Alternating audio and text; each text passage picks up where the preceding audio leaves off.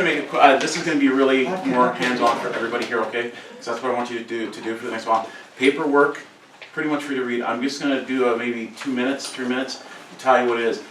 IRLP and Echolink, you heard about it earlier. It's pretty much voice over IP.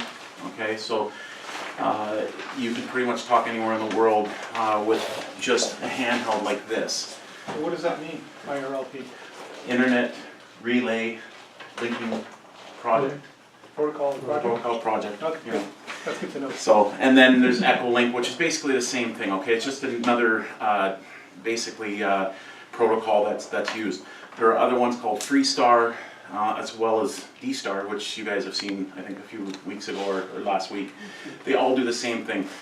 Everything is pretty much goes from your radio to a computer, or to another radio somewhere, to a computer, and then out to the internet, and then it comes out on the other end the same way, just the opposite. So today, as I said, for in town here, Echolink, they're a little bit different to use. Echolink, if you go to the website, which should be on that piece of paper there somewhere, if not, I'll give it to you at the end of the class. It'll actually show you the different places you can call anywhere in the world, okay? Same with IRLP. IRLP.net is the website that I know right now offhand, because that's what I do all the time. That'll show you, I think, upwards 5,000 to 7,000 different places all over the world we can talk to. Which I've got my phone there with a few places we can figure out who wants to call where. Give me a name, you know, of the place you want to call, and we'll call it right now. Okay. The way I've got it set up today in here is I have my truck outside sitting right there. And I've actually got my radio on in there, and we're going to crossband it. So we're going on 440 on the handheld to the truck, and then it's going to send it out on VHF out to the simplex IRLP node. That's the way we're going to do it today, because we can't get into it in here with a handheld. So the next best thing we'll do that is we'll just use it that way. Okay. There's a few things you should know. There's conferences. Okay. I'm not sure, does anybody know what a conference is? Like, what do we do in a conference, like in a business meeting or something? It's basically a bunch of people. Same thing goes with IRLP and Echolink, same thing. Basically, you get to go in with a bunch of repeaters or direct users in a big, massive room, okay? And you could be connected, in IRLP, you're connected to repeaters all over the world. Echolink, you could be connected to people on computers. You could be connected to people on phones that are using their phones to get into it, as well as radios. So there's whole different means of getting into. IRLP isn't able to use your phone or a computer. It's just straight radio to radio. So some of them have, you can get more to them, some you can't. Okay, you can't really, like I like my phone sometimes on Echolink. It's nice just to have it and use it just like a radio, but unfortunately, IRLP can't. So making a connection on Echolink, I'm going to go through it last, like actually trying it. They're different. Echolink, you have to use star plus the 5-digit ID code that goes with it, okay? So when you go on the internet to find whatever it is, you'll put the code in, like say, not South Africa, say Paris or something is going to be,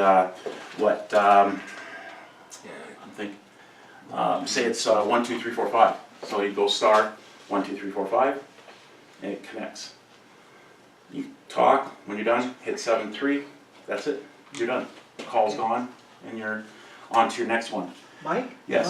My Icon radio, I just dialed in the frequency, and believe it or not, I don't know if I'm talking to them, but I'm listening to everybody from England and Hawaii and everything else. So yeah, the D-Star, yeah. On your D-Star, it's a little different on this where you're using it, you're dialing in. Like that one here has basically everything programmed into it. You can get every node in North America, in the world pretty much programmed into here. Same with this one. Well, not this one. I think it's, we can put North America, I think, in most of this with the memory that's available. The only thing that I find with the D-Star, I gotta be honest with you, I find when you gotta go through it, the menus, just to get to a location, kind of hard.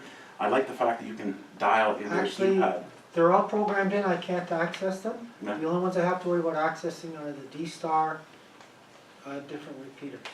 So it's it's not so bad. I rearranged the software so it made more sense. And you first go in Ontario's first. It's so much easier. There's only Yeah. 15 of them. Well, it makes all the difference in the world when you organize the software. So every radio is different. Like D-Star, I think we all found was a little bit harder, I think at the beginning. It's still a little bit of, hard to do it. That's why I'm more into IRLP. One thing I was gonna say about IRLP, like I said, same thing, it's simple as Echolink. It's even simpler. It's 4-digit codes. So you wanna go to, my favorite place to go to talk to my friend in Las Vegas is 9250. And guess what? I'm connected to Las Vegas and Alaska and Japan, just that, and then to get out, 7-3. So see, it's pretty simple, to use these different nodes. Now, not only conferences, you can also do what's called direct connections to anywhere in the world. So like tonight, if you want, we can call to, I think, McMurdo Station in Antarctica right now, direct, and talk to somebody there. It's the same thing as a conference. They basically just punch in the code, whatever it is, and bang, you're now connected. So, it sounds simple to you guys? Like, I mean, is it not, you really have to try it to really know what to do, and you can't make any mistakes, you can't hurt anything.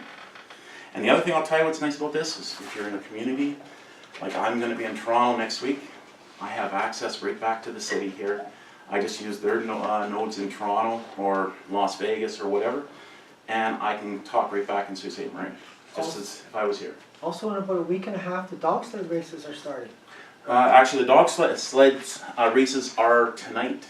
Oh. You're on for the next few days, which we'll, I'll bring the Echolink frequency up. I'll see how good I can get it in here. And basically you can listen to it and see. It's, like I said, for tonight, Echolink, I'm only going to be able to do the demonstration on IRLP because it's set up in the truck. I don't have the frequency to set it up in there right now. It's going to take me about 5 minutes to do it, so I don't want to waste time with you guys. I want more time for IRLP. I have mine set up. I might get it. Well, you might get it in here with it, and you might not. It's getting down to Sonic Northern because it's on a handheld. We're in the basement here. Alan will even tell you it's hard to get out in here. Concrete walls. Exactly, and we've tried. So, anyways, so just to start things off right now, just like I said, I want to get into it because I know you guys want to try it. Your handhelds, if you have them here, you can even use your own handhelds right now. The only thing you have to do is set your handheld on frequency of 442050, which is the old, I'm using the old repeater frequency that I had in my radio already from, the gentleman's name is Bert Brown, and because it's down right now, we're not using it, so I'm basically using it right now because it's already programmed. So. If you want to use yours, we can use yours. If not, just use mine because it's already ready to go. So, I guess I'll say this right now. Anybody have any place that they want to connect to offhand and talk to somebody just to try? Well, let's try the Arctic. You want to try McMurdo Station? Sure. If anybody's there. Well, I mean, who knows? You never know if anybody's there because you'd have to basically try it. So. As I said, if you have a phone on you right now, if you go to irlp.net, okay, and it'll actually show you the active nodes that are on the network right now, okay? And so I'm going to bring up the list of all nodes and frequencies. And so we want to try, okay, let me go to nodes by country. All right. So we want, well, there's Antarctica right there, okay? So we're going to be, actually it's Palmer Station we're connecting to, okay? And the code for Palmer Station, the node ID is 8838. So this is what's going to happen as we do this. So to get into the node and actually use the IRLP, just go, I'm just going to dial 8838. I'm supposed to ID first, I forgot, sorry. Node number 8838, link active. So now we're connected right now to the Antarctic right now as we speak, okay? So of course you're going to go in right now and you're going to talk to them, so see if I can make a contact, or does any one of you want to do it? You want to see how to do it first? Okay, so I'll try to find. Here is V3 MHL Portable, Sault Ste. Marie, Ontario, Canada, looking for any stations in Palmer Station. We're doing a demonstration on amateur radio. So What frequency are you on, Mike? I'm cross banding through my truck outside. Well, I just picked you up on 07. Yeah. Yeah, 07, you're gonna hear me, you'll hear That's the something there. transition from here. 147060. Yeah, that's what I'm cross banding right now. So of course, they heard me, but nobody's there, it doesn't sound like, okay? So we'll try another one, okay? I'll just keep trying one until we can get one that works. So we'll go, to get out of this now, you'll go 7.3. That's where that term comes from, in ham, when everybody hangs up, they'll say 7.3. Yeah. 7.3 means best regards Yeah. Yeah, in I Morse just- code. I'm wondering if They that's just where it comes from. incorporated it after the fact. Exactly, that's what they did. I'll bring up one now and I'll see if I can get people in there. One I'm looking at is Las Vegas, okay? Las Vegas, like I said, it's a big server, it's a massive one. And there's basically everybody that I know of, like you can see an actual display, it'll show you who's always connected to it, okay? So I'll try again. Here is V3 MHL portable for the IRLP. So we'll try it again. And I don't have to program the motor, do I? This one, you'll hear the idea of the actual place we're connected Welcome to. to Note 925, the Western Reflector in Las Vegas, Nevada. Please pause 2 seconds between transmissions and key up for 1 second before talking. Link connected. Now you hear what it said? Wait, when you do make a conversation with somebody, always wait a second or two, 1 second, 5 seconds before you talk, okay? Because you're going through a computer and everything else, so you'll want to give it time for it to go through, okay? I'll see if I can get a hold of somebody in there. Like, it may take us a few to find somebody, okay? So, here is V3 MHL Portable in Sault Ste. Marie, Ontario, Canada, looking for any stations connected to the Western Reflector. We're doing a demonstration on IRLP. I'm hoping somebody can help us out. Here's V3 MHL Portable. Now, hopefully somebody will come back. WB6 AMT, Las Vegas, Nevada. So it was WBM. Didn't quite catch it. WBM 6 I caught WBM I think Six. it's 6. MNT. Was it MAT? Here's V3 MHL. If I got that wrong, we'll try that again.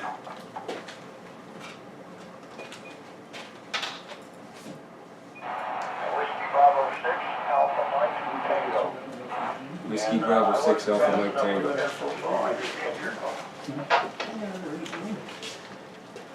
Yeah, Whiskey Bravo 6 Alpha Mike Tango. Here is Victor Echo 3 Mike Hotel Lima.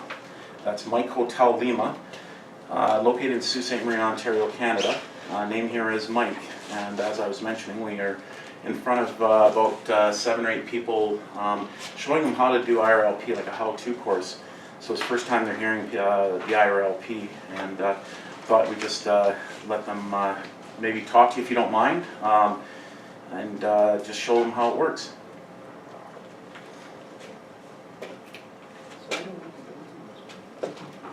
Alright, very good, Mike. Victor Echo 3, Mike Hotel Lima. This is week 6 Alpha Mike Tango. And the name is Earl, Echo Alpha Romeo Lima. And we switched over to the portable. We're still making it in okay on a walkie-talkie. So see, he's in a walkie-talkie, I'm on a walkie-talkie, in the basement, you know. Whiskey Bravo 6, Alpha Mike Tango. Yeah, copying you great there, Earl. No problem whatsoever on the portable. I'm on a portable as well, but I'm cross-banding because I'm in a basement and I know I can't get to our nodes, so hopefully I'm sounding okay when I am as well. If you don't mind, I'd just like to see if there's anybody here if they'd like to say hi. They're all shaking their heads right now, just looking at it, but we do appreciate you coming back. We're glad that they heard that you're in Las Vegas. That way they can actually hear for themselves and not just the recording at the front and connect into it. So I really appreciate you coming back and actually helping us there, Earl. So, you see what I mean? Like, No problem at all, Mike. Just have to be monitoring the frequency. I have young people that like to come by every once in a while with my grandson, and we put them on the air So see, I gotta talk to people somewhere other than just here in town. Because, like QSL. QSL card? yeah, QSL, if you don't mind, that'd be great. We can put it up there if that's what you are talking about. I think that's what he said. Yeah, QSL. Yeah, well, we actually have to talk to your friends if they expect QSL also. Oh, no, yeah. They don't Just want- learning. Yeah, they're just learning. Yeah, so if you. When we talk to them, we'll get it. Yeah, Earl, they're all looking at me, saying, yeah, they're gonna try it on their own there some night, so they're a little bit, it's just like me when I first got mine, they're mic shy, like I was the first time, so, you can only do so much at the beginning, but it's at least to show them, and even if they go in after midnight to use it, then at least they're trying. Usually what you'll do is every so often, I usually do it every 5 minutes or so, you know, I'll do my ID on it, just like him. So, you know, which is a good thing to do, so people know where you are.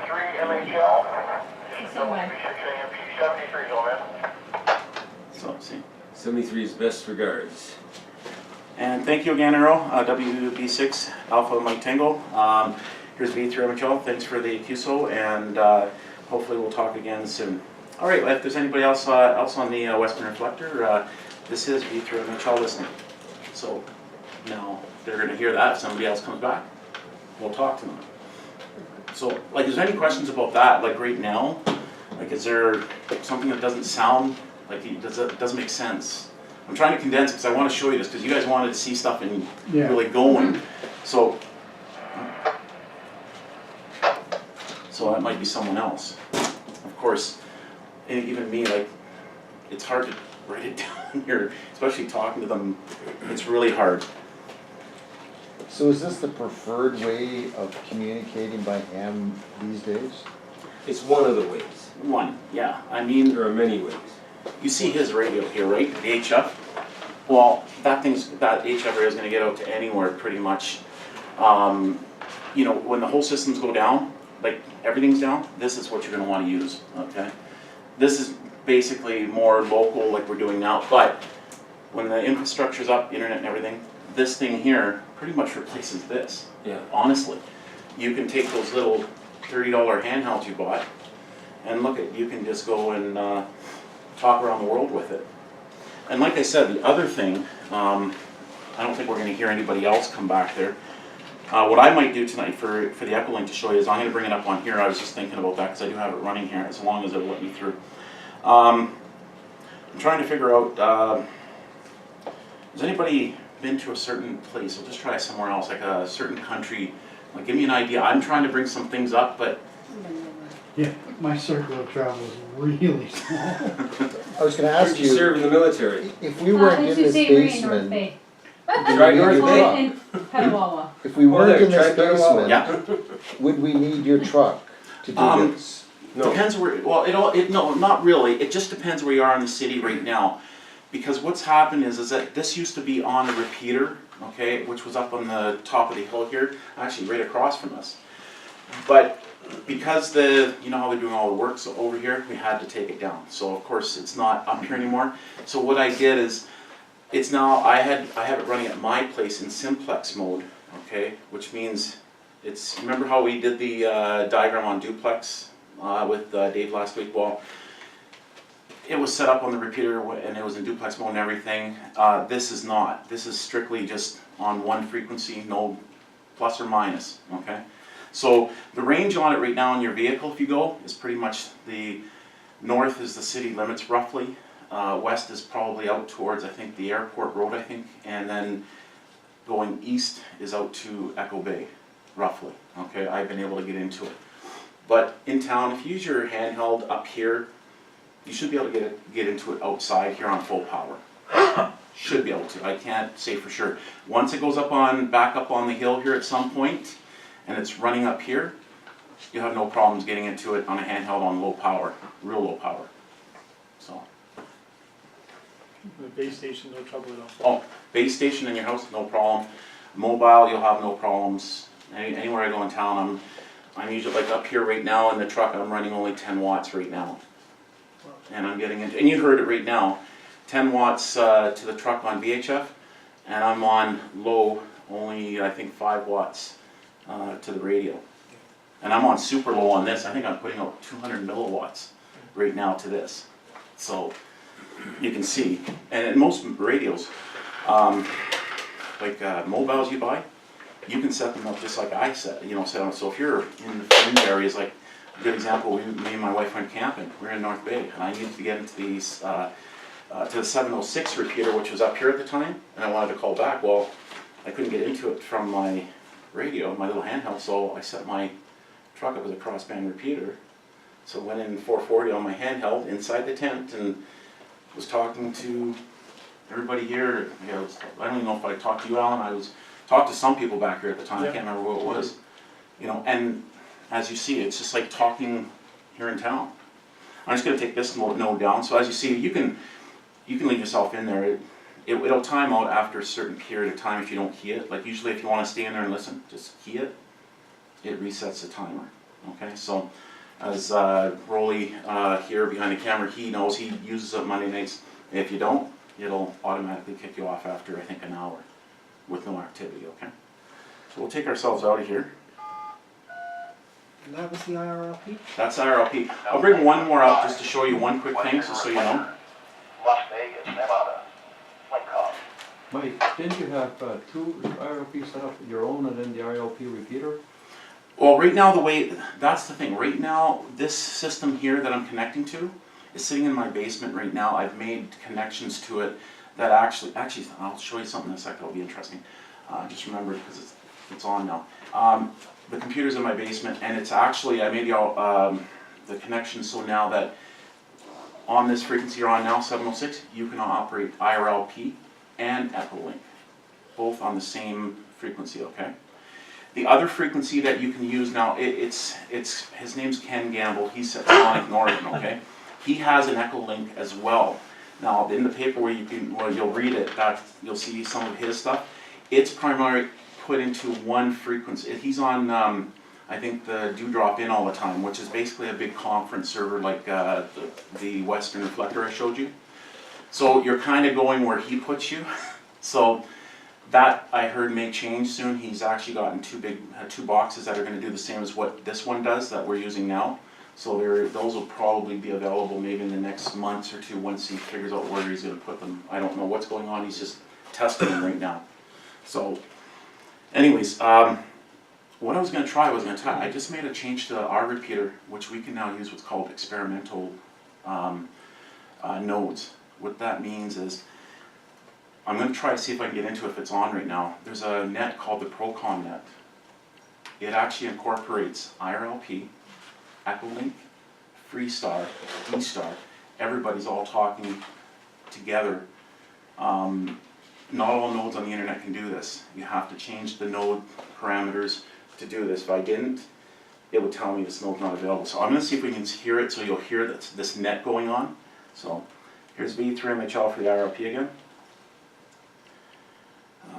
And let me see, 0040. So what Node frequency? number 004. Same Link frequency. active. What frequency are you on to pick up at your truck? Okay, 442050. Okay. So what I just went into, I was hoping it was on. I'm pretty sure it was on tonight. Maybe it's 8 o'clock it starts. That, like I said, 0040 will incorporate all the radios pretty much that are out there, like your D-Star. Not Fusion yet. Yaesu Fusion is not on that yet, that I know of. But all the other ones, D-Star, Echolink, all the IRLP, they're all on this one spot here. So if we had, for example, our D-Star radios here, if our D-Star node here had the connection in it, which I don't know if it is, we could bring up this same experimental reflector right now, and I could be talking to Alan on his D-Star right here, and we'd be going through all these different connections. So there's a lot of different things going on. People are experimenting all over with this stuff, trying different things. Let me just get out of here. The one last thing I'll do quickly, like I said, I won't take a lot of time. So I said a half an hour, so. Link clear. 4420? 442050. The one I'm gonna bring up here, just to show you, this is a big one too as well. This one is linking all of California up, okay? The whole state of California. While I'm bringing that up, that 442, that Western Reflector I told you about, that's where the Red Cross is linked to, by the way. They have their own conference server there. I think it's 9252, I think, I'm not sure. It says, if you go to, I think it's nary.org, I'll find out, but they actually, I couldn't get a hold of somebody there. I tried, sent emails, I couldn't get a hold of my friend out there, but they, like I say, they have their own frequency that's just for emergency communications that Red Cross people can get into, okay? So this one, like I said, I'm gonna bring up the California node. This is, The Vicksburg in down Louisiana now, they were on that Red Cross frequency using it. anyways, this one here, I just wanna show you is that this is all the state of California, okay? That's in this as well, this one I'm going to, which is the 9100, okay? 9100? 9100.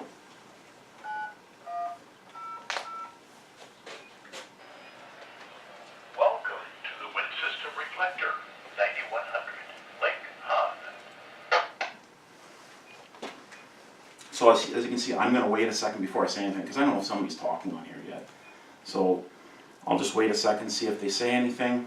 Usually you'll know within the first 30 seconds. And of course, I don't hear anybody, so see if somebody's there and will talk to us. Here is V3 MHL Portable in Sault Ste. Marie, Ontario, Canada. Looking for anybody there that can help us. We're having a class here showing IRLP and just wanted to make a contact and know your location. Here's V3 MHL Portable. Now, somebody's not, hopefully not shy, they'll come back to us. This is KJ6OTCZ in Burbank, California. Burbank, California. Okay, QSL, I didn't get the full call sign there. I'm trying to write down at the same time. If you could say that again a little slower and I'll get it written down. Here's VE3 MHL.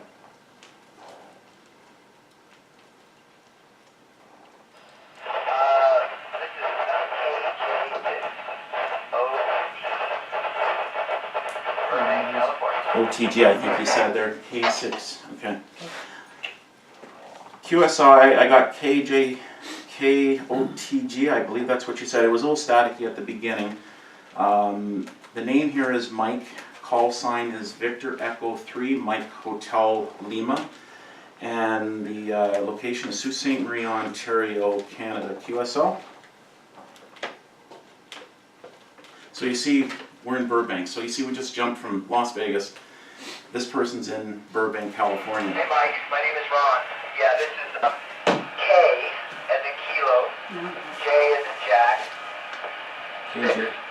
O as in Oscar, T as in Tango, Z as in Zebra here in Burbank. I'm going to be out of range of the repeater pretty soon. I'm getting into a rough area, so I just wanted to identify and say hello. So, see what I mean? He's mobile. Okay, thank you very much for the helping us out tonight. I did get the call sign KJ6OTZ. That was KJ6OTZ. Really appreciate you helping us tonight. Everybody's just trying to get them involved in using IRLP as well as Echolink. And as you said, you're getting a little staticky as you get away from the repeater. So we won't keep you going there. I'm going to show them a little bit of Echolink now, I think, and really appreciate you helping us tonight. So, as I said, sometimes if the network goes down, of course, you won't be able to get, you won't have any, you won't do anything, you won't hear anything, eh? So. Kilo India 6, Oscar Sierra Sierra. Can I catch you real quick? Somebody broke in. Yeah, see somebody broke in. Go ahead, here is Victor Echo 3, Mike Hotel Lima.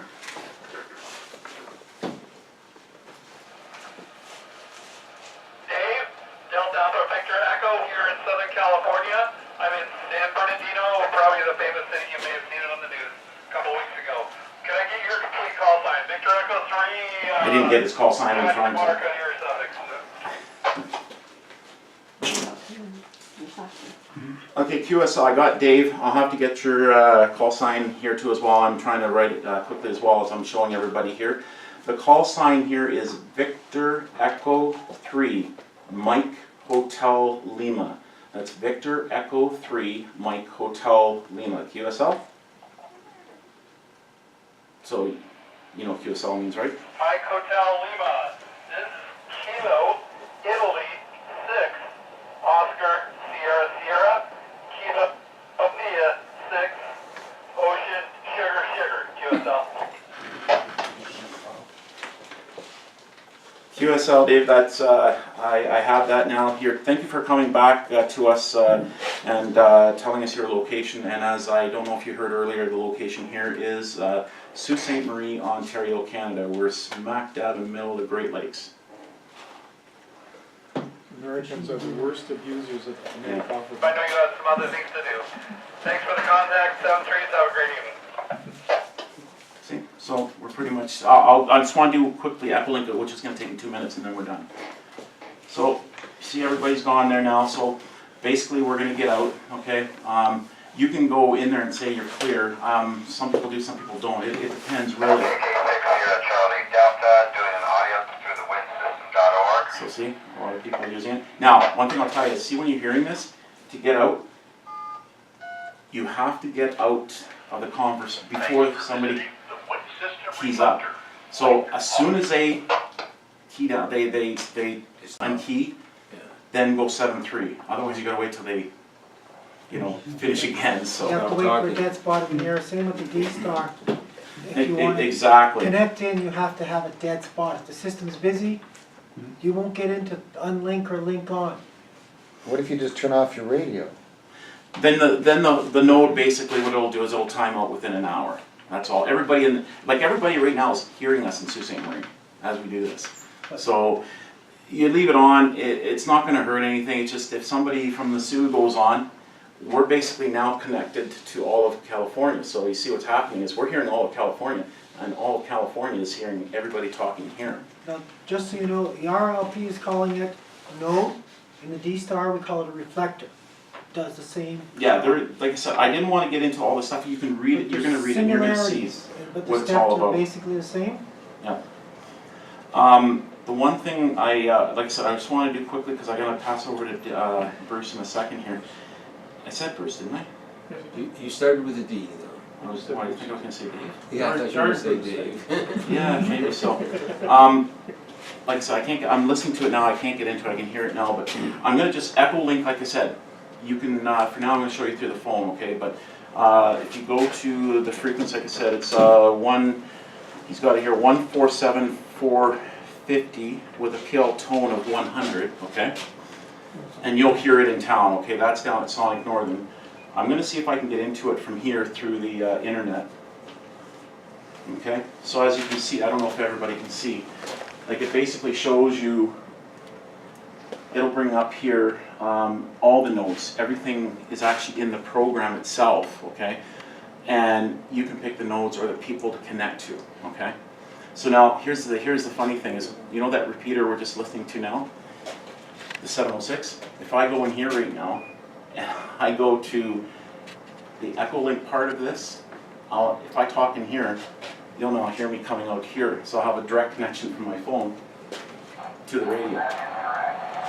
So, What software is that? I'm getting it. see how he's getting it on 147,450, but it's very staticky. So you're not going to get into it from down here. So that's why what I'm going to do, I'm going to bring his node up here, okay? So I'm going to go to favorites. Let's try this here and see quickly. The drop in, okay? So as you can see, it's just a little box. So what software are you using on there? It's just called, just go to, on Google, type in Echolink. Oh, okay. And you can download it, you can download this to your PC tonight. The only thing is, you need to take your actual, can't think of it now. Your diploma certificate, your license, okay? You need to fax, I faxed the small one to them that they gave us, and that was what they wanted anyways. And you need to fax like something with a picture that shows it's you, okay? Because they don't want unauthorized users on there, so they had a problem back in the first stages where they started this, And so now that's what they're doing, it's, cause it's password protected everything, okay? So I'm gonna see if I can get in here. Okay, so right now, I'm connected to the Dewdrop Inn. I'm connected to this thing called the Starlink conference. Remember I told you about there's other different voice over IP things going on out there. There's 7 on that. We're also connected to Las Vegas again, Clinton, Iowa, another place called Mulbridge. I don't know where that is, but anyways, as I said, if I go back here, no, it won't do it that way. But anyways, if I go and talk in here at this moment, let me see if I can get,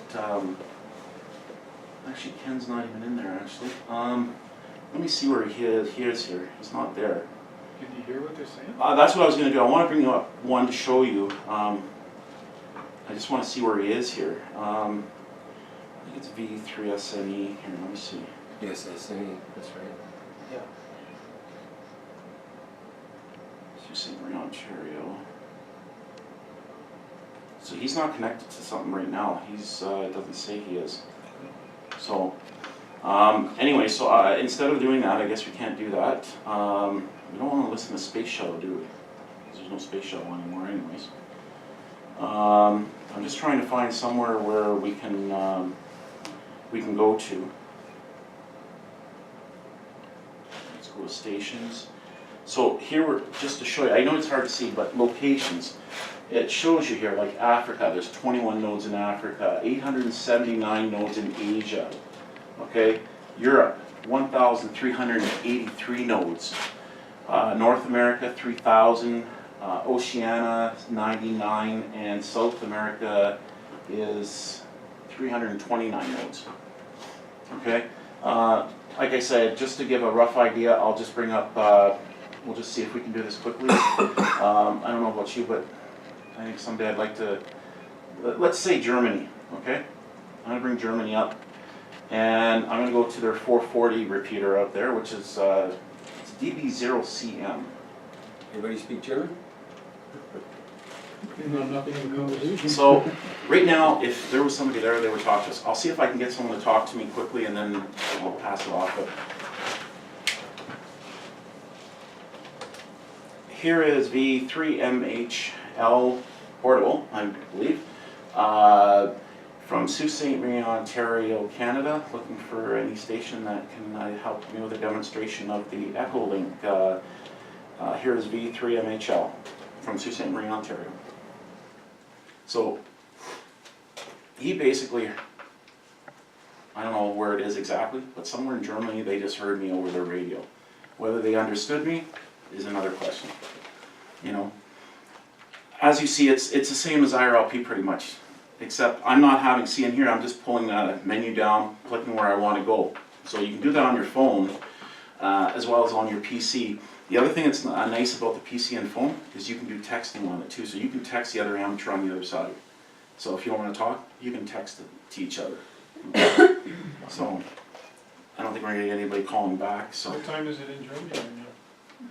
Yeah, it's, 3 a.m. or something? yeah, that's the other thing. yeah, Oh, no. 2, 3, 6 hours. yeah. How many hours? Yeah, it's 2 or 3 in the morning, isn't it? Exactly.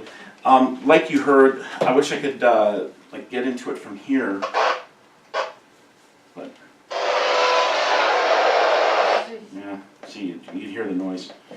But anyways, is there any questions? Like I said, I wanted to, hopefully this was more like I know it was hands-on, you didn't want to talk, I was hoping you'd talk on it, but was it something, did this help you out, learn, hopefully you're intrigued about it, you understand it a little bit? I can't tell you everything, you have to just go to the web pages, like I said, and just play with it. It's there 24 hours a day, you know. Bring up there's nets on it, bring up nets if you want, you know, use it. If we don't use it, we're going to lose it, as everybody says, so, okay. There's, oh. Sorry, that was the fire department. So, We didn't hear that? no. Well, like everybody here, everybody does. Who doesn't listen to them, right? But It's not illegal to listen to the fire exactly. department. See, I'm looking at Alex. I'm looking for him for clarification on some things because he knows. So there you go. So Can you access the police, their frequencies? They're all encrypted. Yeah, they're digitally If you could coded. hear them clearly, you'd be in violation and there'd be some problems. Oh, okay. You're not supposed to have the equipment to decrypt it, and you're most certainly not listening to it. Yeah. But you can listen to everything else in town, but that's, like I said, that's, I once in a while do, but I don't, it's not something I do all the time, 24 hours a day or anything, you know? So, everybody's curious, everybody listens to something, right? So, Listen, but don't. any questions or anything at all? Nothing? Okay, I guess I'll give it to you, Bruce, or There will be whoever. a test later on to make sure you have understood it.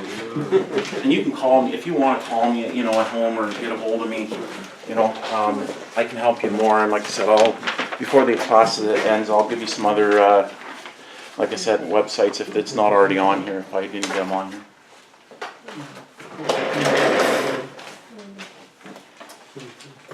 Okay, we're gonna break in about 15 minutes, so I'll do some things first on the VHF radios. Okay, here's a question for you. If by chance somebody said to you, we're going to take a space trip. We're gonna go into outer space. Which radio are you going to bring? Are you going to bring the HF radio? Or are you going to bring the 2-meter radio? Which radio are you going to bring to outer space? I think bigger better. Hmm? I think the bigger the better. Wrong. You're going to bring the 2-meter. Why are you going to bring the 2-meter? Because it's direct, the HF relies on bouncing off of it. Exactly right. So this, you have to know the difference between these two radios, right? The signals on this HF are going to bounce, so they're good for the ionosphere. There's no ionosphere out when you're going to be through the ionosphere, or partially through it. This is your best radio in outer space. Okay. Now I've been thinking about, because there were some emails back and forth about how to and hands-on. Okay, and I just want to clarify that a bit so we're all coming off the same page. This is the how-to hands course, but ham course, but hands-on is a different thing. In ham radio, what we can do is we can explain to you how the radio works, right? But you're going to have to get your radio and do the hands-on your own. Okay, now why is that? Well, take a look at these manuals. Every radio is different. They're not all the same. Now once you've set up your radio, once it's all plugged in, it needs to be programmed. Some of yours were programmed, you know, the other night. Okay, so first stage is to set it up, connect everything you need to have connected. You don't need me for that, because your manual will tell you how to connect your equipment. Okay? It's all in the manual. And it's very simple, because all these connectors on the radio, they only fit, all these connectors, they only fit the right thing. You can't put the wrong thing, just like a computer. You can't put the wrong thing in the right place. Okay? So the first stage is connect. Oh, you broke it. What did I drop? Yeah. Adapters in it? Yeah, okay, so you can't basically make a mistake. So that's the first stage, is connecting everything. Connect your antenna, connect your power. This is your power supply. This is the power cable. Here's the power cable for this one, connected also to the same power supply. You're going to be doing that. Now, setting up a ham station is the same as setting up an emergency base station. It's the same thing. There's no difference. Okay? So learning how to set up a base station is critical if you're going to be working in an emergency situation. So what do we got? We've got you setting up your station, plugging all the cables in, right? The next step is to program your radio. And as I say, I cannot do that hands-on for you. You are going to do that hands-on for yourself because every radio is different. This is a Kenwood and a TS590S. I know how to run a Kenwood. I do not know how to run an ICOM. Just to give you an example, my ICOM book is, the quick book is that size. The actual disc downloaded printed, it's a book this big, 11 by Right. 7.5. So, but it gives you step by step everything in case you can't figure it out, which is really good. So read the little book. If Our you're in little doubt, book- refer to the bigger book. Our manual's about that size, half of it's in French and helps you with nothing. Yeah. Well, that's the difference between some of the higher end Ours is- electronics. They give you the full Bible. And you know, I can say one thing too, is like Bruce, that manual doesn't help. Google's the next best thing, I'll tell I you. was on Google an hour and a half tonight, just Yeah. trying to get it Yep. to do. So, like a lot of this. YouTube, let's show you. Yeah. A lot of this you're going to have to do on your own, right? And every amateur radio operator that I've ever known, they do the exact same process. You ask people, what's the best radio? I determined for me this was the best radio. I got it. I got some help in putting up an antenna. I put it together and I read the manual and then I played with all the buttons, right? I fooled with everything. That's what you got to do. The real learning is you getting the experience hands-on for yourself and finding out for yourself with your radio how it works. That's the hands-on experience. So all I can really do for you is point you in the right direction and show you what the steps are, but a lot of the work is really on your own. Now if you're going to be running an emergency base station, you've got to have the manual with the radio. That goes with the radio and it should always be with it. Because something is going to go wrong. That radio can be programmed, but sometimes the memories will go out of them for some reason. It's a computer system in there, so you're going to have to know how to program it if the program is gone for some reason. And believe me, in a disaster, anything can happen. So, and it's up to you when you're running your emergency station to know these things. It's the same thing with this one. If I have a program in a special tone, I can't access the tones directly off the keypad in here. I load the software up on the computer, upload it to the radio, then my tones are changed. But I can't change the tones no matter what button I push on this one. So this is menu driven, but it's software oriented.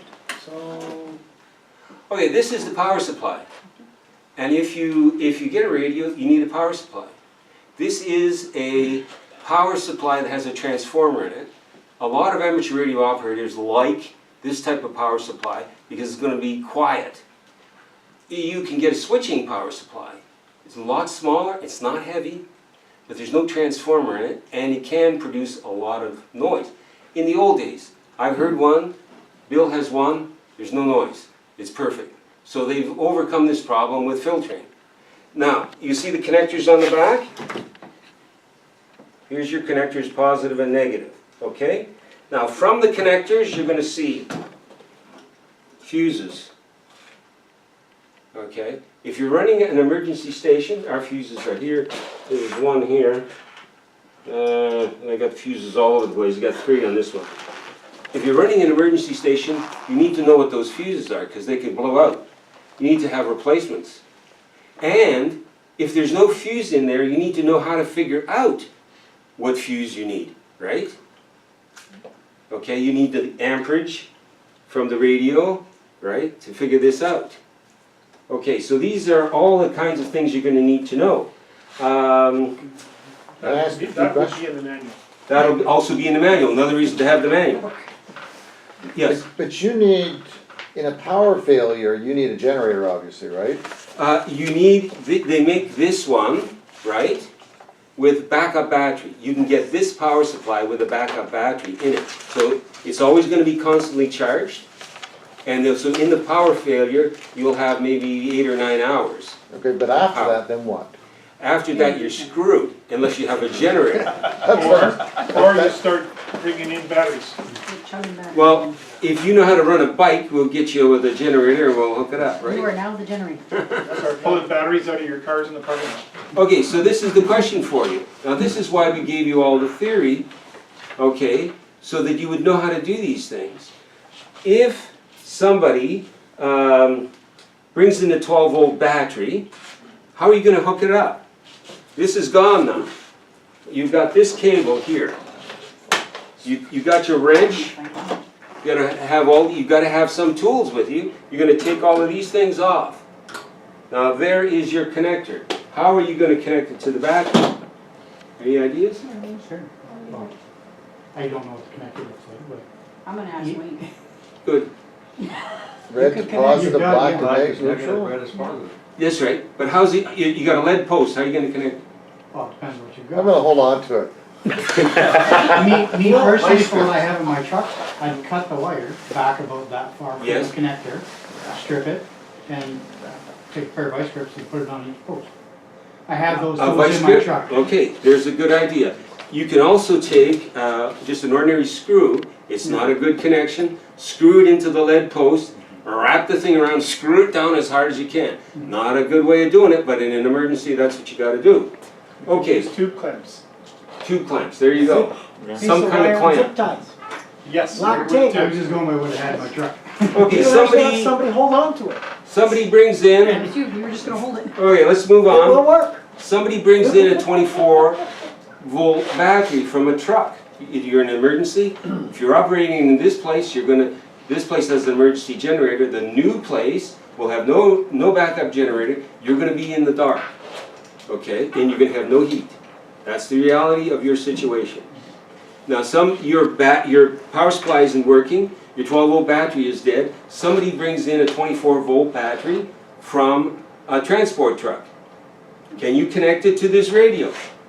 If they have the switching in the back. No, hang on, I want these guys to answer. Sure. Sorry. Well, I was gonna say that there's generally dual inputs on them, but, not inputs, but. This doesn't have it.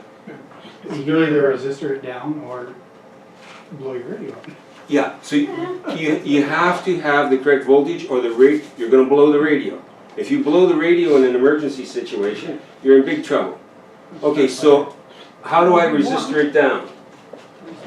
You'd have to have a resistor that'll do it, or resistors, something that'll, How do I find out what resistor I need? yeah, just have to use the Ohm's formula. law. Ohm's law. So R equals E over I. You're gonna find out I, either from the back of the radio, the amperage, or from the manual. How many amps it takes, you know the volts, so you can figure out the resistance that you need. But remember, if it's a 24-volt battery, you're not dropping 24 volts. You're dropping 12 volts. So you have to figure out the resistance that will drop 12 volts to make that radio work. Okay? But then Now, where do you find a 12-volt resistor in an emergency like There's no that? such thing as a 12 volt no, resistor. there's no 12-volt resistor, it's ohms. Okay, resistors. ohms, what But we don't know what ohm resistor you need, okay? But now you're gonna have to make one, because this is an emergency. So then the question becomes, and we talked about this before in the course, how do you make your resistor?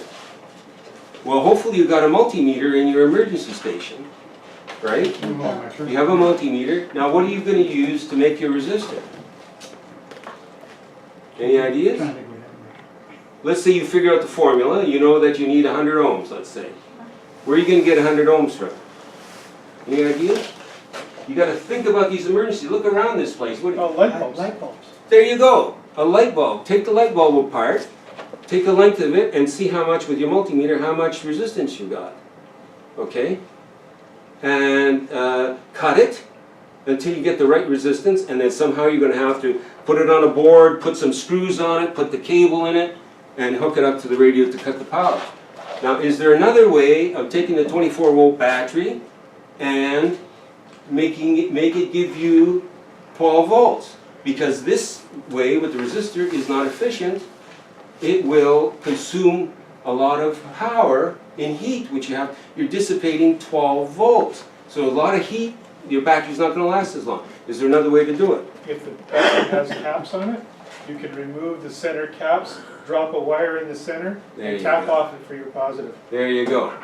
Okay. See, I'm not a MacGyver like you guys. We're teaching you to be MacGyver. We're Listen teaching what you we're how telling to, this is, when you're in an emergency situation, this is what you're going to be doing. Now, I must apologize to the other hams that I'm focusing on emergencies, but because of the, we have the Red Cross people here, this is what we're focusing on. But you need to know this too, okay? Okay, so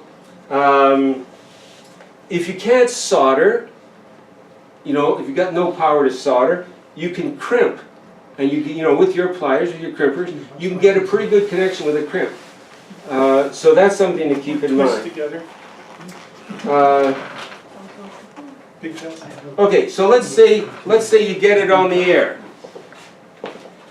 Here's the switch.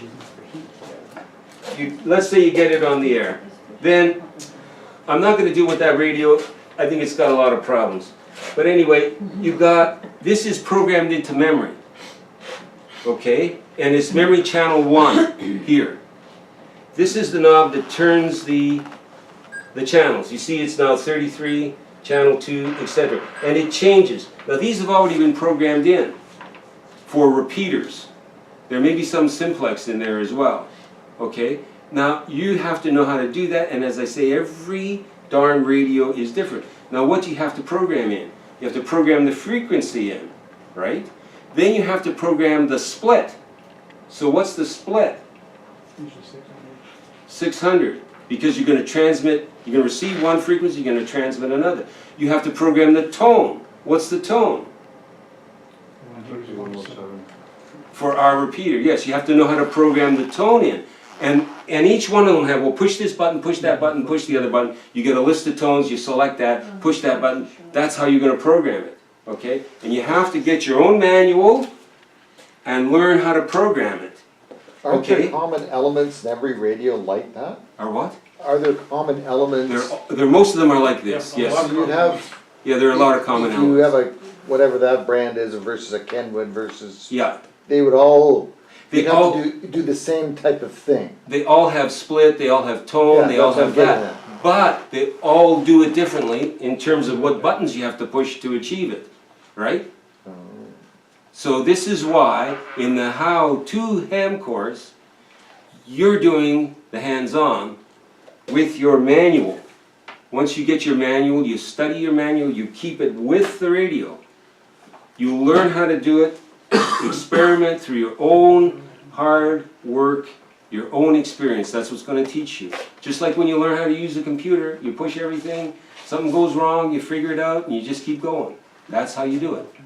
Okay, so we set it to 14694. Can anybody tell me what 14694 is? Nobody knows? What's the repeater? That's the local Sault Ste. Marie amateur radio repeater. Right? You don't know that? Okay. You got a list of repeaters last time. Okay, so then we're going to call on this. Now the way you call on this is different than the way you call on HF. Because if you can hit it, everybody's going to hear you. You're not going to call CQ. So what you're going to say is VA3ZB, my call, monitoring. And if it's working, everybody's going to hear you. Okay? VA3ZB monitoring.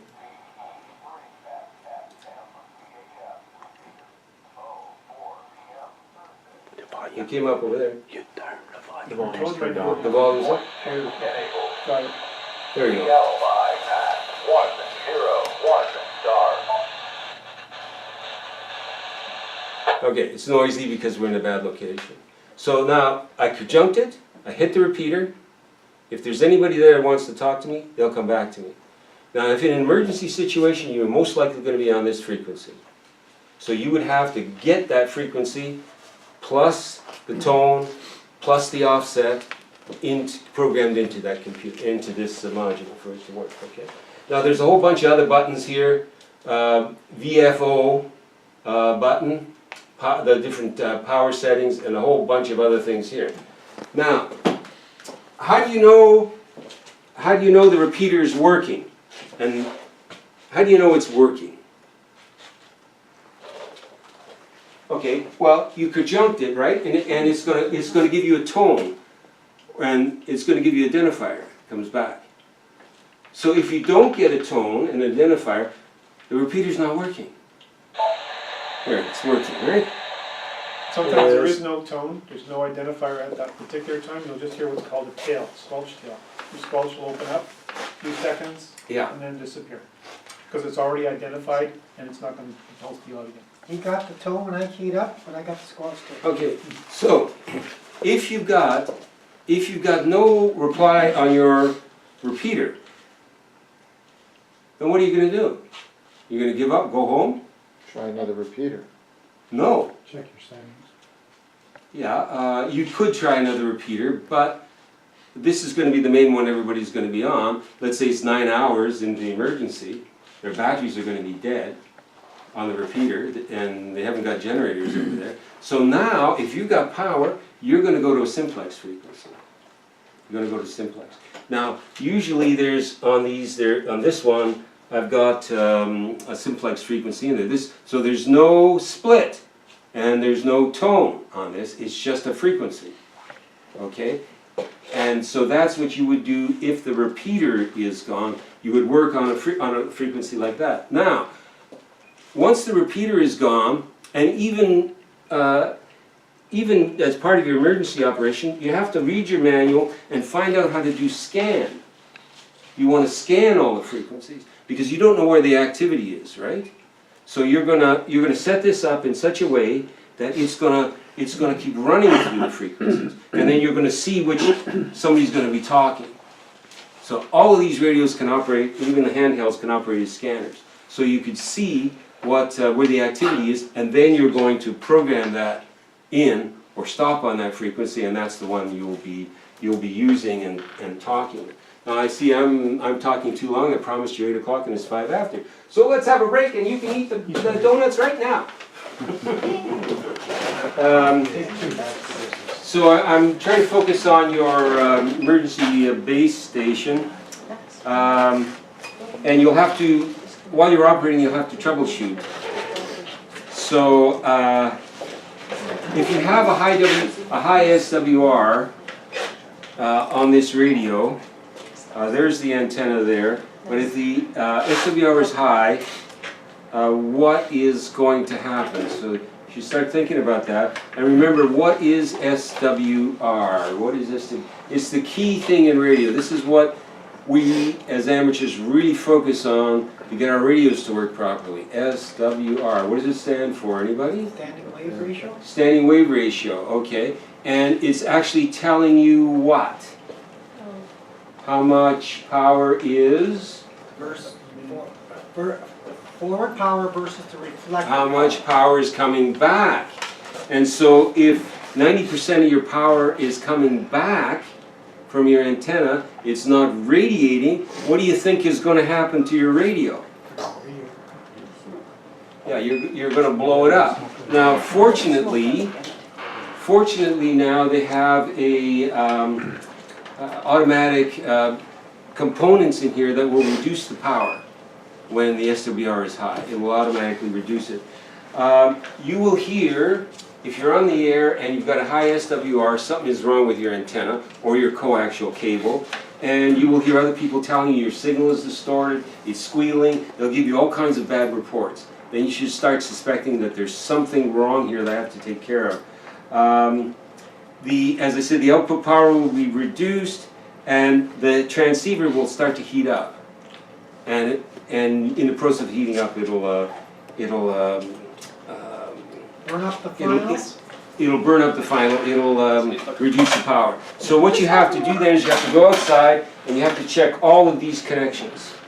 You have to check everything, and the cable, and the antenna. Everything has to be checked and make sure that everything is okay. If you find a problem, you will have to fix it.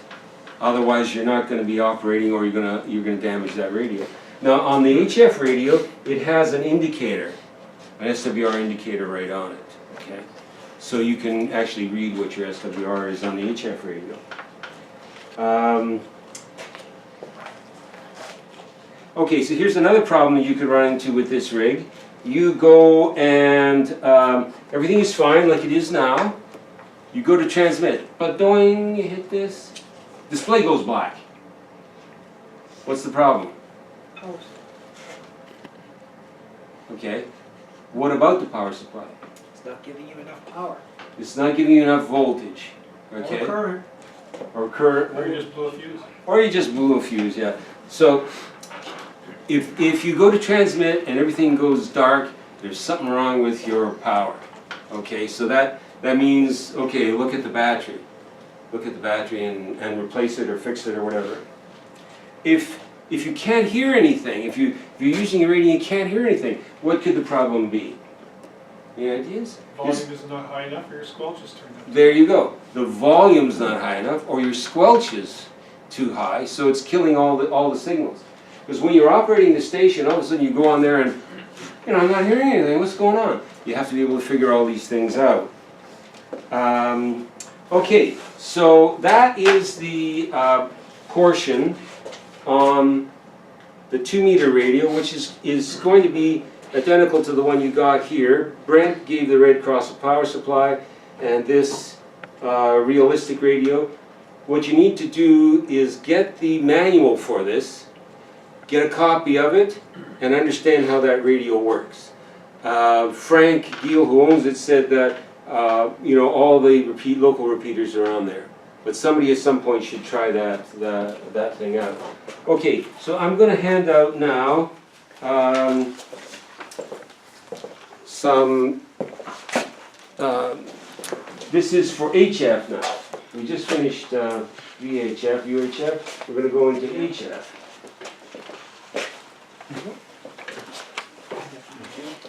Yeah, we just You're gotta ask. welcome, you're welcome, you're welcome, you're welcome. You're welcome, you're welcome.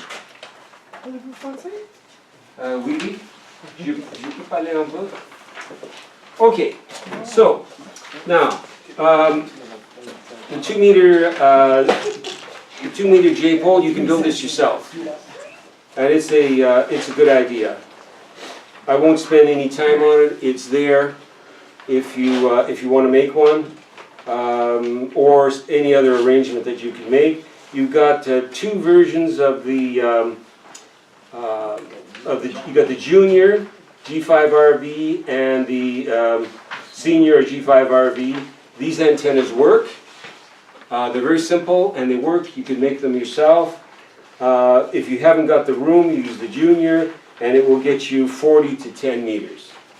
Now with these new radios, with this one and with the one Bill has, the antenna tuner, which is right here, you just push it and it'll tune the antenna. It doesn't really tune the antenna, okay? It matches the antenna, but this radio is so good, it'll match up even on 6 meters, and it won't do a 160. It'll do everything, even 12 and the 60-meter band. It'll even match up on that. Now remember, it's telling you there's a match, but it's not telling you that you're getting radiated power. It's just saying the transceiver is happy. You know, it's not going to blow up. That's all it's telling you. But you may be putting 100 watts in, but what is actually going out the antenna may be 10 watts. Okay? So, but your main concern is going to be the SWR meter. So, this is just for your information. Now, getting to the next page, typical short forms. Typical short forms, these are used for CW, for Morse code, but you will find that they are used as well for PSK31. PSK31 is a digital mode where you need a computer but you're not on the internet. And it's also great in times of emergency because you will type, right? And the other person with a HF radio and a computer will also type and it will come back to you. You will be able to read what the other person is saying. So most of these short forms are used for that as well. Now, the Q codes. The Q codes are used on the next page, are used for CW, but you see they do creep into single sideband. They definitely do creep into single sideband because and to 2 meter VHF repeater use. QSL is I acknowledge. There's two forms here, affirmation and interrogation. The affirmation is a statement. So if I said QSL, I'm saying I acknowledge. But if I say QSL question mark, I'm saying do you acknowledge? Okay, this is in Morse code. So a lot of these terms are used in ham radio, and you should know them. Okay. Also, you should know the phonetic alphabet, and you should use the right phonetic alphabet. You shouldn't be using apples, oranges, or whatever you happen to see around you. Okay. Sure, America. Yeah, it's Alpha, Bravo, Delta, Charlie, Delta, with E, Echo, F, Foxtrot. You've got to know that one, so that when you give your call, you could say Victor Alpha number 3, Zulu Bravo, okay? Because on HF, on voice, it is very hard to copy, and especially if there's a static. So sometimes you have to repeat it over again. So this just makes it very clear for the other operator. You really don't need to use it on the repeater, but I'm in the habit of using it, so I do use the phonetic alphabet on the repeater. And I find now that even for switchboard operators, when I give you my name, I'm using international phonetics. So it is handy to know the international phonetics. Okay, getting to the next page. Well, before I get into that, let's talk about the HF radio.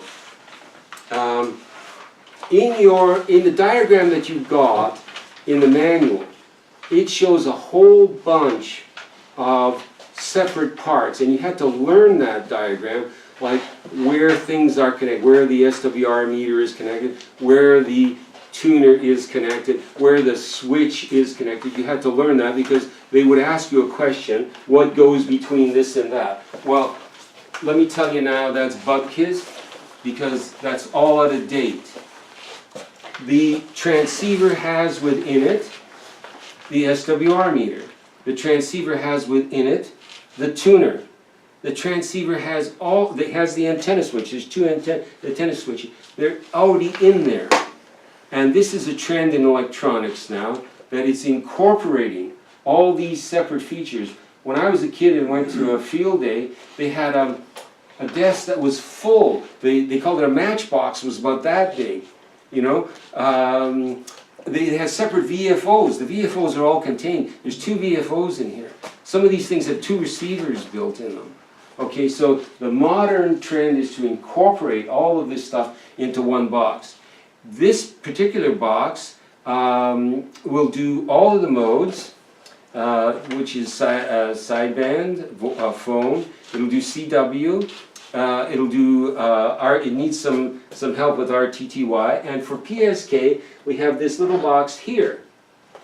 Okay, this is the signal link box, and this connects to the radio. That connects to the radio. This connects to your computer, and you get a program, and you go to certain frequencies you have to know, and you type on the computer, and it's sent out through the radio, and they type back to you. So this is PSK 31. It'll also do, there's hundreds, if not thousands, of digital HF modes that you can use. So this is a very, another feature. This is one feature that's not inside here. It's a separate little box. But on the new radios, there's an ICOM out that's built in. RTTY, and that is built in. And you've got a port here, a USB port for a keyboard. Okay, so that's the direction that radios are going. And I'll just turn it around for you. I'll just turn it around for you so you can see all the connections. Okay, so you get the 2 antenna jacks. This will connect to the computer, but it also, this is an RS-232 cable, but there's also a USB cable here. There's an external speaker, there's an accessory port, there's a remote. You need that, I believe, if you're going to remote. If you're connecting it to an amplifier? Sometimes you use it for remote control of the transmitter. Okay. You would use it with an amplifier or with some kind of interlink through the computer, automatic remote control, stuff like that. Okay, there you go. There's two types of keys, straight key and iambic key, and there's driver and receiver antenna. There's an antenna, separate antenna tuner, and there's the power. Okay, and right now it's connected to this. What is this thing? And what's the dummy load? Stupid resistor. I said, if anybody says it's a load for dummies, you're fired. That's close. It's not a load for dummies. Okay, so that gives you an idea of the radio. Now this radio costs about, what'd you pay for yours, Bill? Pretty close to 2,000, eh? Yeah, with everything included, yeah. I paid for this 1,500 US when it was on par, pretty well on par. But they've come out with a new version of this, as I mentioned in the graduation ceremony, and Bill's got it and I don't, and it's a lot better radio because it has filters built in. It's got a lot of other features that this one, and so this one's not made anymore, but still then it's brand new. Okay, so now you can see some of the things here. You can see the frequency, 14.070. You can see the mode here, CW, and a lot of other features. The Vox tells you that in CW mode, the Vox tells you that it's ready to transmit. So just to be sure you don't transmit, you take that off so you don't make a boo-boo. Okay, now to tune this radio, you just hit the tuner. I'm tuning, of course, into a dummy load. That's how fast it is. It's tuned. Okay? Now I've got the key on here, and we'll just see what happens. You watch the SWR meter. Now you see it says 1, so it's telling me the SWR is 1 to 1 right now. And when I hit this, it goes over to 100 watts, so it tells me I'm putting out 100 watts. But remember, there may not be 100 watts of radiated power out that antenna, okay? Because it's just matching, it's just making, the transmitter is happy, but it doesn't mean that you're getting full radiated power out. That's going to depend on your antenna. Now this 99 watts is heating up the receiver. Yeah, yeah, and it's going to heat up the receiver. If it comes back, it's going to heat up the receiver. This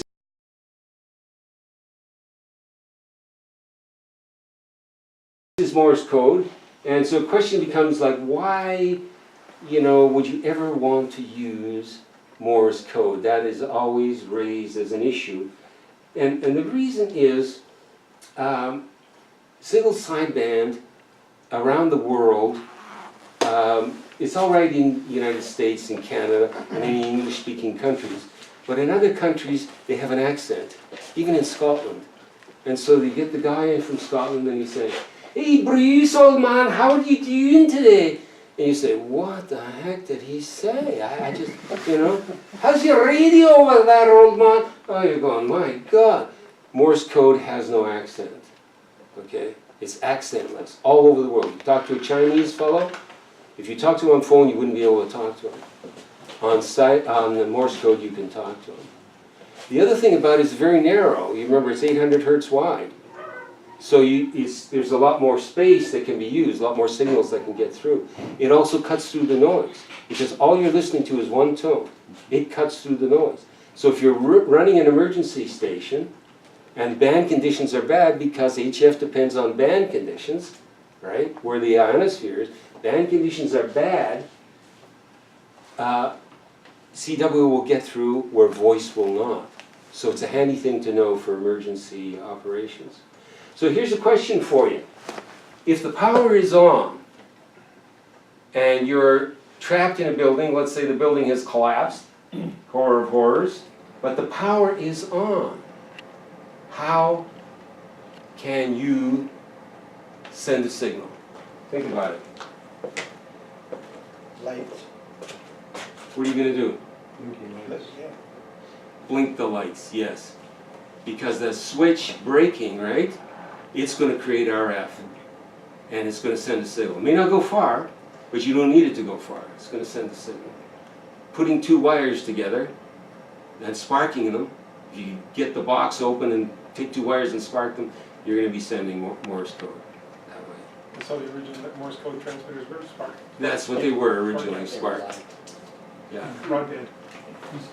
So, I'll come back to this a little later. It's got a lot of features again, and the only way you're gonna know the features is to, go through the manual. I like this radio, and so I'm putting in a plug here for Kenwood. The reason I like this radio, it has a lot of menu functions, but, okay, I see the time. It's got a lot of menu functions, but the advantage of it is, once it's programmed, then pretty well everything you need is right here, and you're not pressing that many buttons to get it to operate. This radio is actually very, very, very, very simple. It's not hard. It's not what we call menu driven, where you have to click 4 or 5 buttons to get something to work. This radio is simple, and all Kenwood radios are like that. Okay, so now we want to move on to the actual contact that you're going to be making on this radio. If you move to that page, where it says Morse code and single sideband. So now Alan's going to get into the procedures for VHF, UHF, and possibly HF as well. But this is just an outline of what you're going to do when you how to get on the air. So the first thing, in both Morse code and sideband, you're going to check that the frequency is clear. We don't want to talk on top of somebody else. That's interference. So in Morse code you say QRL question mark. And in sideband you just ask, is this frequency busy? And you should hopefully identify as well. Is this frequency busy? Victor Alpha number 3 Zulu Bravo. And then you wait. Okay, and see what happens. If it's not busy, then you can start the call. But remember, nobody owns the frequency. It's not yours. If you get there first and nobody's there, you can use it, but you do not own it. And the person who is there using it, you cannot interfere with them. You go somewhere else. Okay? This rule applies in sideband and in Morse code. So in the Morse code, you would say CQ, CQ from VA3ZB, and you should probably do it in phonetics as well, Victor Alpha number 3 Zulu Bravo. And in code you would say AR, which is end of transmission, but in single sideband you could say over. Most people don't say over. You could just leave it. You could say this is VA3 CQ VA3ZB, CQ CQ VA3ZB, and then just leave it. Or you could say over if you wanted to give the distinction that that you're finished. Okay, the answer. When the guy comes back to you, somebody else, he's going to give you your call first. Your call is going to come back to you, and then he's going to give his call. So VA3ZB from Victor Alpha 3, Whiskey Mike Zulu, over. So the contact is made at that point. The contact is made once the call letters are exchanged, because really that's all you need. Because you could look that call up on the internet and you'll know who's calling, you'll know where he is, okay? QRZ.com that Brent explained last time, you'll know everything from the call. That's how amateur radio works. So instead of the D, E, and K that we use in Morse code, using from and over. Now, it's essential in your conversation to use over. Just like most amateurs do not use the correct phonetic alphabet, they do not use over. And the reason for using the over is to know that it's your turn to transmit. Because if you don't know it's your turn, then people are going to jump on top of each other and you're going to get what's called doubling, okay? And that's a nightmare for, especially if you're running a net or whatever. Okay, so the station that calls has the frequency, not the one who answers. You answered somebody asking CQ, the frequency is his, not yours or hers. It's not yours. Okay, so you can't all of a sudden, so he finishes with you, you end it. You have to move somewhere else. It's his, he may want to call CQ. If somebody calls you, right, you finish your conversation with Joe Blow in Kentucky, but somebody calls you, not knowing that the frequency is his, then you have to say to them, please QSY to, and you give them a number, you give them, tell them a frequency. In other words, we've got to move off this frequency, it belongs, he's using, doesn't belong to him, but he's using, we have to move off that frequency, get on another frequency. Because that, he was there first, it's his to use as he chooses, okay? So the information that you give in Morse code is RST, readability, strength, and tone. And if you go from a scale of 1 to 5, you can read it here, 1 to 9 and 1 to 9. The problem is on contests and things, most people give 599, they don't even check, you know. You're getting the 1-9 from here, the strength, how much that comes up on your meter, right? Or if it's a 7 or a 4 or whatever, you're getting that from your meter. The tone on Morse code, all tones are good nowadays, but in the old days people used to have very bad tones and clicks and everything. That's pretty well not the case now, okay? The first number is readability. That's how easy is it to copy him? Am I struggling to copy him? If it's a good copy, you're going to say 5. If you're struggling, you're going to go to 4 or 3, okay? So the information section, the first part is the report, the next is the name, and the next is your QTH, which is your location. And you'll find in single sideband people do use QTH for their location. They don't say my location is, some do. A lot of people say QTH. Okay, so these are things you need to know. Now, what you're going to do, you're just going to respond with the data that the station is giving you. Don't give more, because you don't know if he wants to just make contacts or he wants to chat. So if he just gives his name, then you just give your name. Don't give your location and everything. He just says, name here's Charlie, fine. Name here's Bruce, goodbye. Now if he comes back and starts to give you the weather, this report, my radio is, he wants to chat. Okay, if he wants to chat, fine. Then you can talk to him. See, because a lot of these guys are going to be doing DX on this radio. They're going to be doing DX, distant transmission. So when they do DX, they just want to make contacts. And they want to make as many as they can because the band is open, right? It may not be always open. So the band is open. They want to work the world, right, when that band is open. So they don't want to chat with you.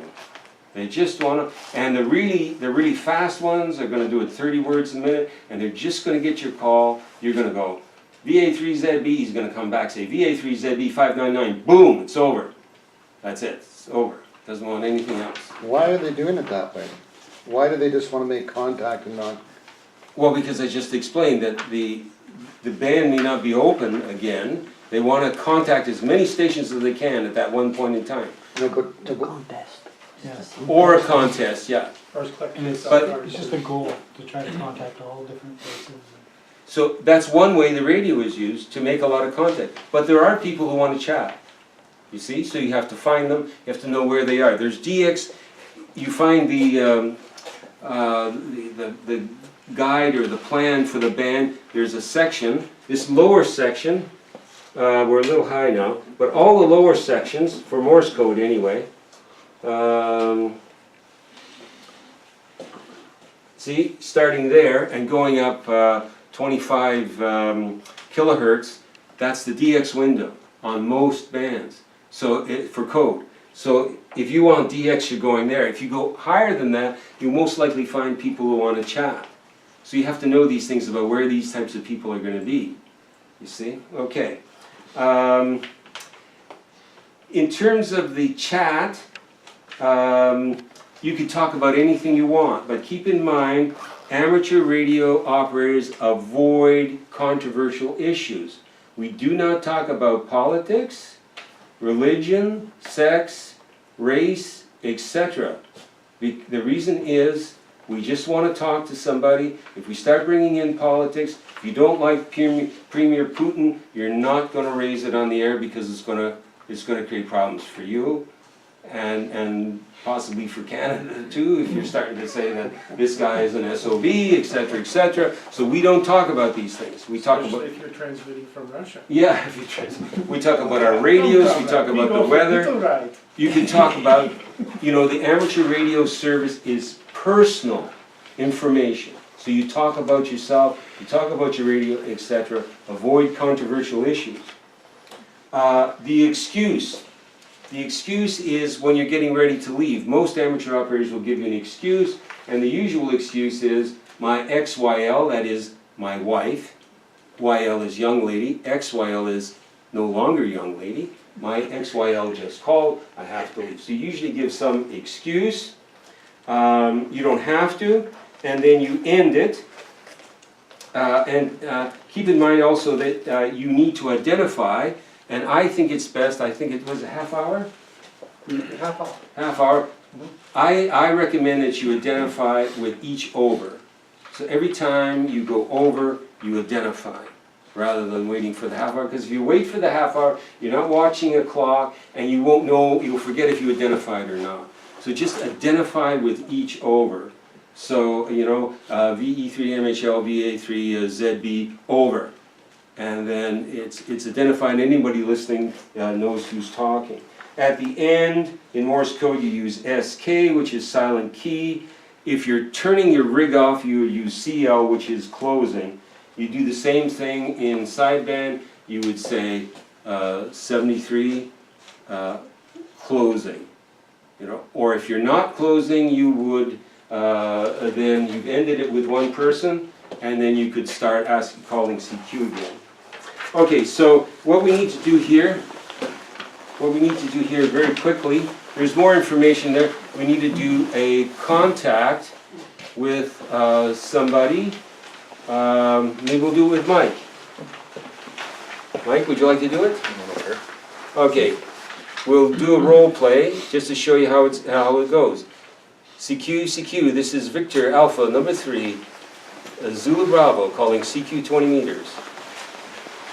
Think no. I just like. Actually, Alan, you'd be better to do it right now. I can't think. Victor Alpha Zulu Bravo. This is Victor Echo 3 Romeo Echo Tango. Go ahead. Victor Echo 3 Romeo Echo Tango. Victor Alpha 3 Zulu Bravo. Name here is Bruce, old man. I'm located in Sault Ste. Marie. And you're 599. How copy, old man? Copy is Q5. No problem. Name here is Alan. Our location is Sault Ste. Marie, Ontario. Over. No. No over? Okay. Over is Okay. I didn't want to say it, but I'm going to do it now. Okay. Over is used for formal nets and for areas where they need a high level of professional control. It's used to really show it means over to you. Yeah. You know? But normally it's not used in typical conversation on headbeds. Yeah. Okay. So. Is it bad to use it? Like it's. No, you can use it. Sounds good, because as soon as you say over, the other guy knows I have nothing more to say. Now your turn. Meantime, if you don't say over, they may be thinking you're just taking a breath and you're going to keep talking again, so they're going to. No, if you're going to take a breath, you'll hold on to the mic. You let go on the mic, that's an invitation. In Morse code, it's always used. In Morse code, it's always used. I just like the over personally myself. Yeah, I do too. In Morse code, it's always used. You It's say K. K Yeah. to over or KN, which means just nobody means else over. interfere. Yeah. The guy knows that it's over. It's his turn. It's his turn. Voice, they don't do it. Okay, so let's continue our role play here. So, copy you, old man, but missed your name. Say again. Name here is Alan, Alpha Lima, Alpha November. Roger, thank you very much. Thank you, Alan, for the check-in. I hear the XYL calling, so 73 for now. Victor Echo number 3, Romeo Echo Tango VA3 ZB 73. 7-3, Victor Echo, 3 Romeo Echo, Tango clear. Okay. Do you use phonetics all the time? Because I thought most of the time you just used the VA3 or whatever instead of the phonetics for all your call signs every time. I like to use the phonetics. Even they were talking, they were doing it. using just the standard letters. Because the phonetics just make it sound so long.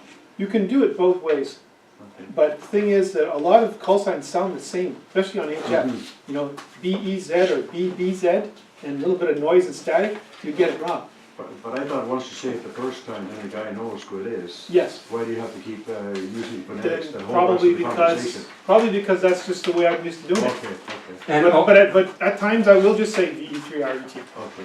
and also keep in mind that other people are listening, Right, yeah. and we want them to know who we are too. But in reality, the reason I continued to use it is because he did. I Okay. just followed his. Yeah, yeah, Yes, yeah, If he which would is have true. said ZB, I would have said V3RET. Yeah, okay. I'm just making it so he feels comfortable. Okay. That's how he wants to communicate. I can go with that. okay. I think I took more than my time, so. Everything's different. So I don't have too much to cover. Bruce has covered a lot of stuff I was going to cover. That's fine. He did a better job of it anyway. What I just dwell on is the importance of using the radios properly. You know? So essentially, just wrote a couple of things that I want to bring to your attention. Amateur radio is very unique in international society. There's no other radio service in the world that's ever provided a more open and international means of communications. Just from all over the world, in all walks of life, can turn on these radios and talk to people. It's wonderful. And you have access to a lot of frequencies. And this is a valuable resource. This is shared, and these are being shared with other people, both in the country and other countries. And we've been allowed to explore and employ all these different mediums of communication and experiment within the confines of our license, which is a great privilege. So it's in the best interest of all amateurs to operate their radio stations in both a responsible and a courteous manner. Now, some of you may know about other bands, which will remain nameless, which have not followed this rule and they've gone kaput. They're useless. Hit very long numbers. Yes, yes. So, to this end, the amateur community, they developed and established procedures to promote orderly communications. We talked about some of those procedures in HF. And when you use these procedures, other amateurs know immediately what you're doing, why you're doing it, and how you're doing it, and they're comfortable in relating to you. If you didn't follow procedures, they'd say, what's this guy want? What's he doing? Is he a ham? You know? So this all helps. So because of this, amateur has another very unique feature. It's attracted a lot of very knowledgeable and influential people all over the world. Among these are engineers, technicians, scientists, movie stars, celebrities, kings, princes, and many world leaders. You would be surprised who's on the other end of those microphones. The King of Jordan was very active on the amateur bands. And so is the Queen and several others. They may not identify themselves as the Queen. Might be Lizzie, who knows, but it's her. And the Prince and all the rest of them, they're there. Get the call sign, look them up, you'll be surprised. Sometimes you'll see it, sometimes it's written, it might say something like the nation of Great Britain. Yeah. You never know, you know, it's. Actually, a good one is the actor that plays, he does that Fix It show. Do you remember that? Was on a while ago. MacGyver? No. No, I know. Tim Allen? Tim Allen. Tim Allen. Tim Allen, yeah. He's in Yeah, there. like his TV show that he has right now, the whole crew of the TV show are amateur radio operators. Yeah, and most of all the Stargate stars are active amateurs, We gotta find out where as they are. well as those that are into history and like the Cartwrights from Bonanza. That entire group were active amateurs. Lauren Green especially. So you'd be surprised, and this is because there's some order, there's an expectation of a certain amount of respect, and it draws these kind of people. Because of this, a station that operates in a courteous and clean manner has access to knowledge bases that you just boggle your mind. I mean, you might be talking to the person who built your radio, and he'll talk back to you. Right? Yeah, you never know. So the most important thing in amateur radio is courtesy. Always be courteous. If you're courteous, most people will be courteous back to you. There are individuals that don't follow this, and I feel sorry for them, because in the long run, they're missing out on what the hobby is really about. A person who does not operate his radio in a clean and courteous manner, they're not going to be able to enjoy the aspects of the hobby that are really there for them. They're not going to be able to explore it. They're not going to have the support of the community.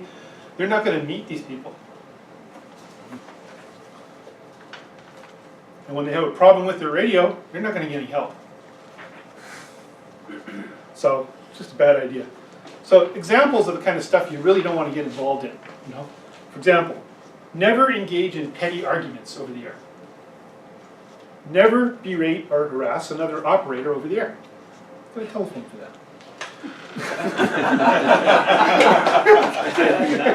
Never use language that may be considered offensive to others. No? Never willfully interfere with the communications of another operator. Don't carry on them just because you can. Just don't do it. It's not a good idea. You start doing it, someone else does it. Pretty soon, the bands are useless to anybody. Never operate faulty or misadjusted equipment.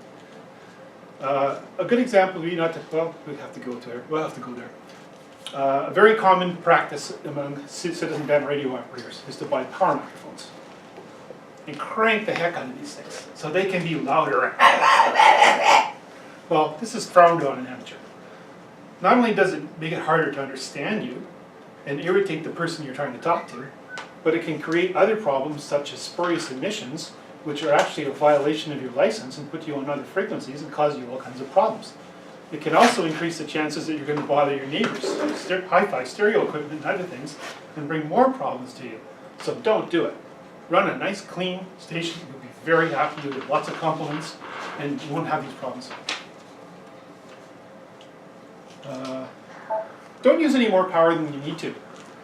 A lot of people, they get in the hobby, they say, oh well, you know, I have a CB, you know, and gee, I had a linear, now I can have a 1500 watt linear. Wow, I'm going to buy one right away. They get it all hooked up and they fire it up, crank. Their lights dim in their houses, their neighbors' lights dim. Their touch lights go off and on all through the neighborhood. Really bad idea. When you really only want to talk, you know, around the world, 100 watts is more than enough. You don't need to use 1,000 watts to talk across the street. Don't do it. Say power bill and everything else, it doesn't worth it. The only time you use a linear is if you're in an emergency type situation, you need to make communication, you have to push the limits of the band. And they have limits because they can talk further than they can receive. So there's no point in telling somebody something if you can't hear their answer. So again, they're not a catch-all. They don't solve all the problems.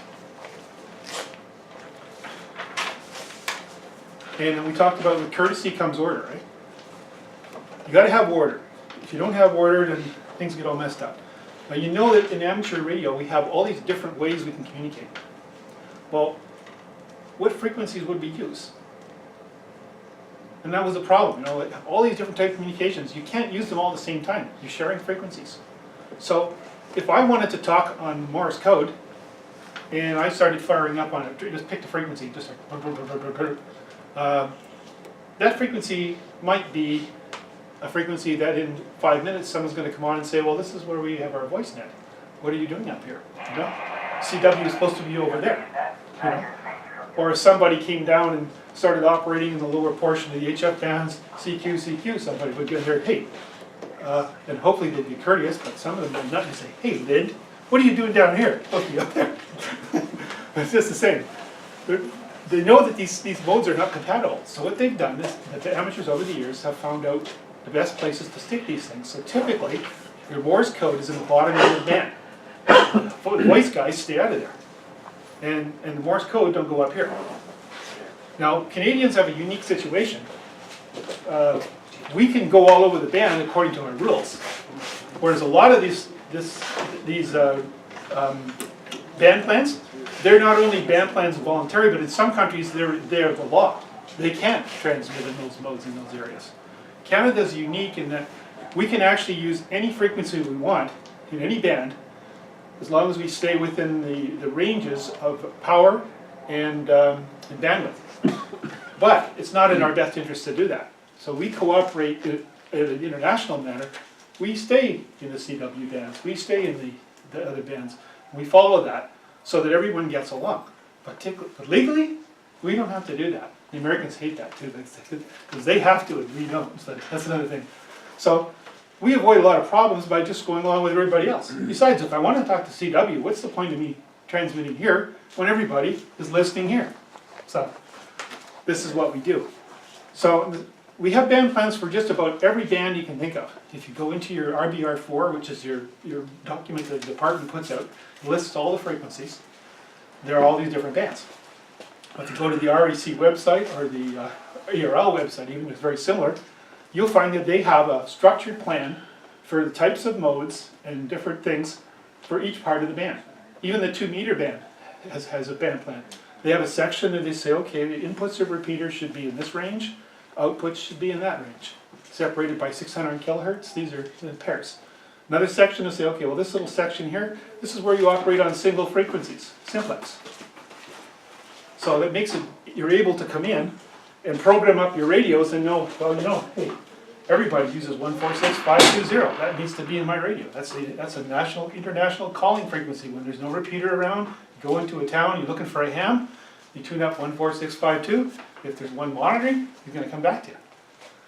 And when the bands first started out, they were at 30 kilohertz spacings.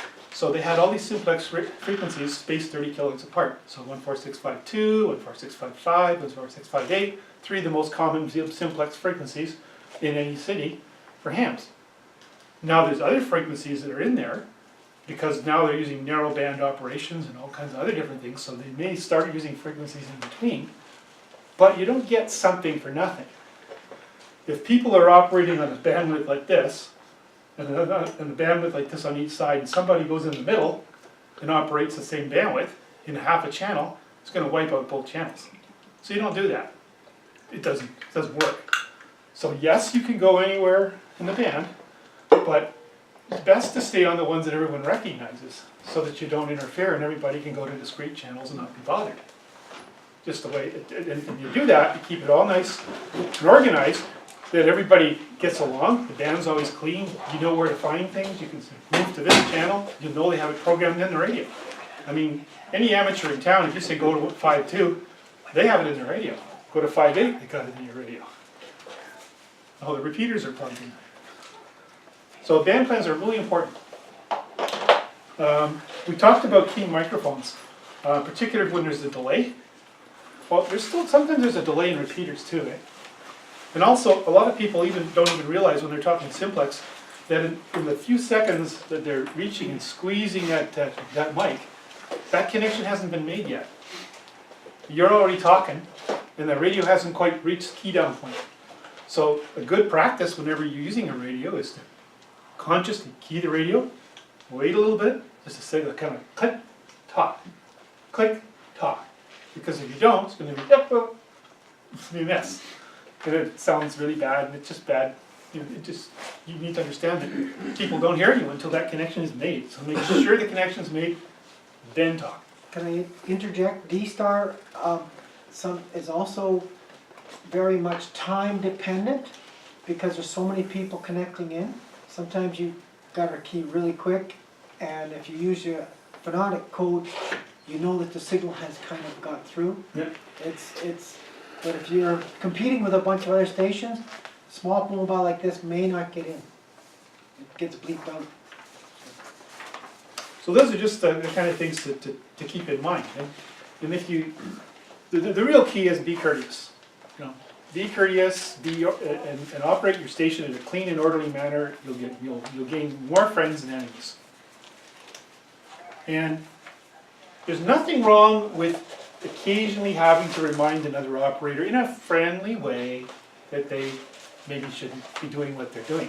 Now, maybe they'll tell you to get lost or whatever, well, okay, don't start an argument. If that's the case, they don't wanna listen, go to your local amateur community, bring it to their attention, maybe someone will approach them, try and get them educated, you know.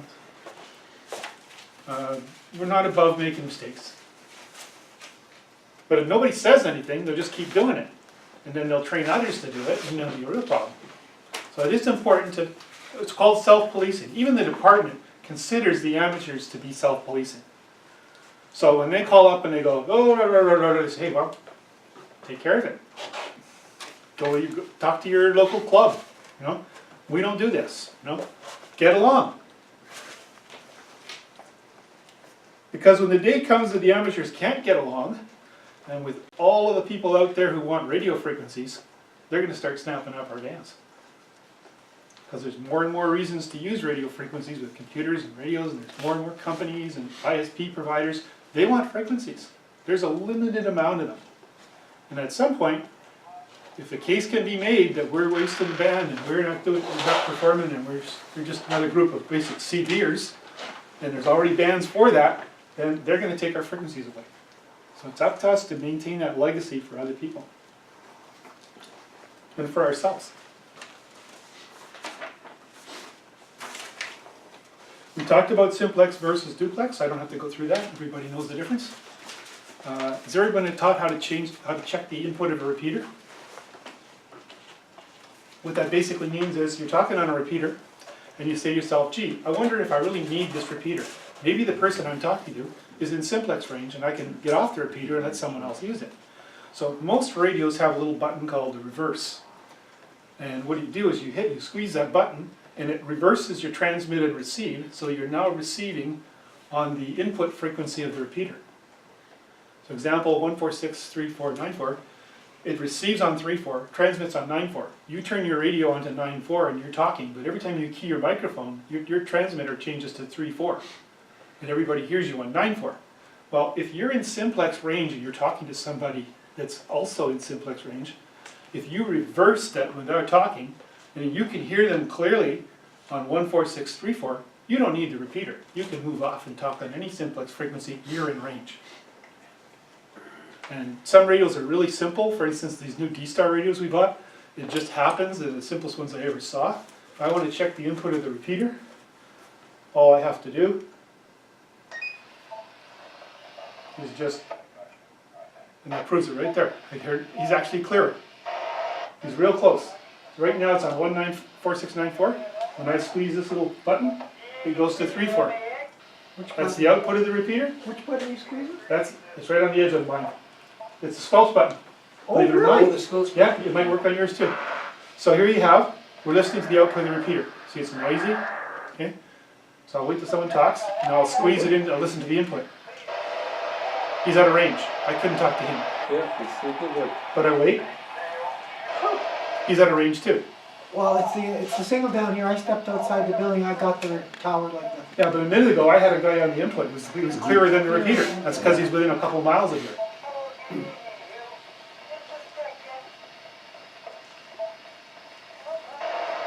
I can't get him. But look, the local kicks in here in a second. When I squeeze it, it'll be clearer than the repeater if he's within a couple miles. So we're not actually transmitting when we do that. No, all you do is switching frequency. you're just switching to I'm the. going from 9.4, I'm monitoring the output frequency. Now I'm monitoring the input frequency. Oh, God. These guys are all outside of simplex, so I couldn't talk to them on simplex. I think if we stepped outside the building, we might catch someone. Yeah. Well, no, but the point I'm trying to make is that if you do this test, you'll say to yourself, I don't need the repeater, I can move off. Yeah.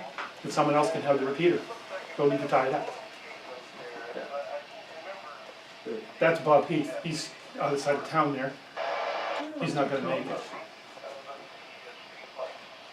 But if we get somebody on the hill here, and I squeeze this, chances are you're clearer than the repeater. So that's checking the input. Very useful feature. You should become, if you have the radio, you should become familiar with that feature. You'll use it a lot.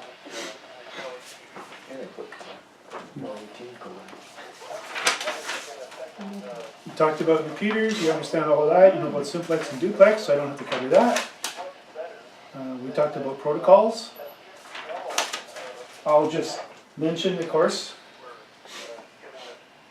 brake, the term brake, very common in CV radio and so on. We don't use it in amateur except for emergencies. And usually if it's an emergency, we'll probably do something like this. Brake, brake, brake, VE3RET, emergency transmission. And then it makes it very clear, this is an emergency. And that's what we use it for.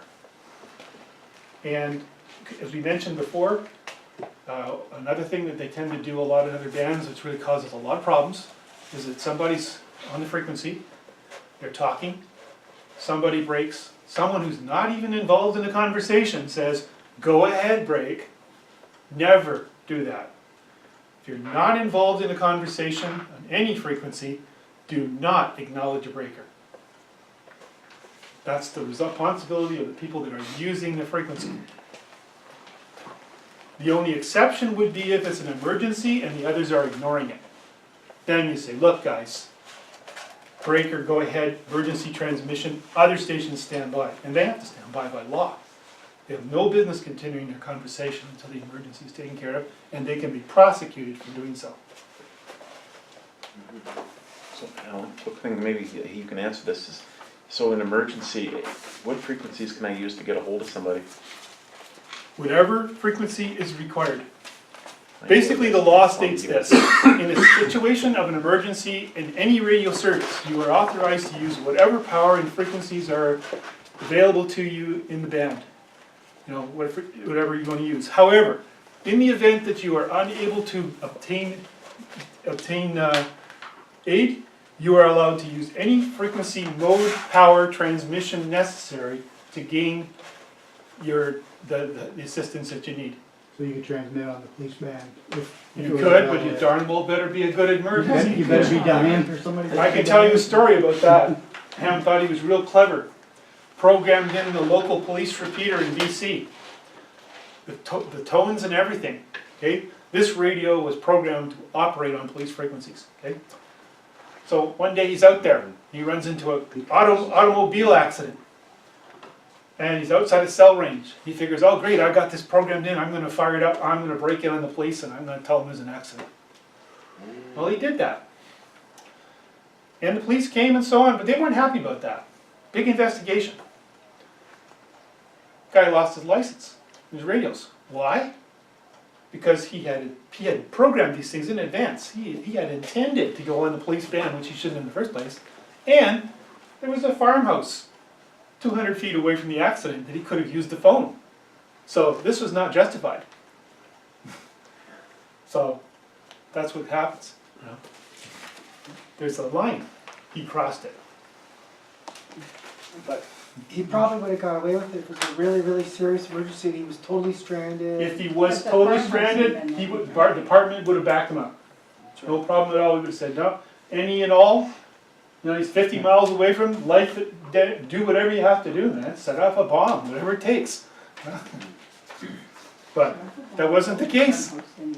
Yeah, the fire department comes in. Ever talk about phone patches? A lot of the repeaters have what they call auto patches. You can actually make phone calls to the public phone lines through these repeaters. But be wise, there are a couple things that you should be aware of.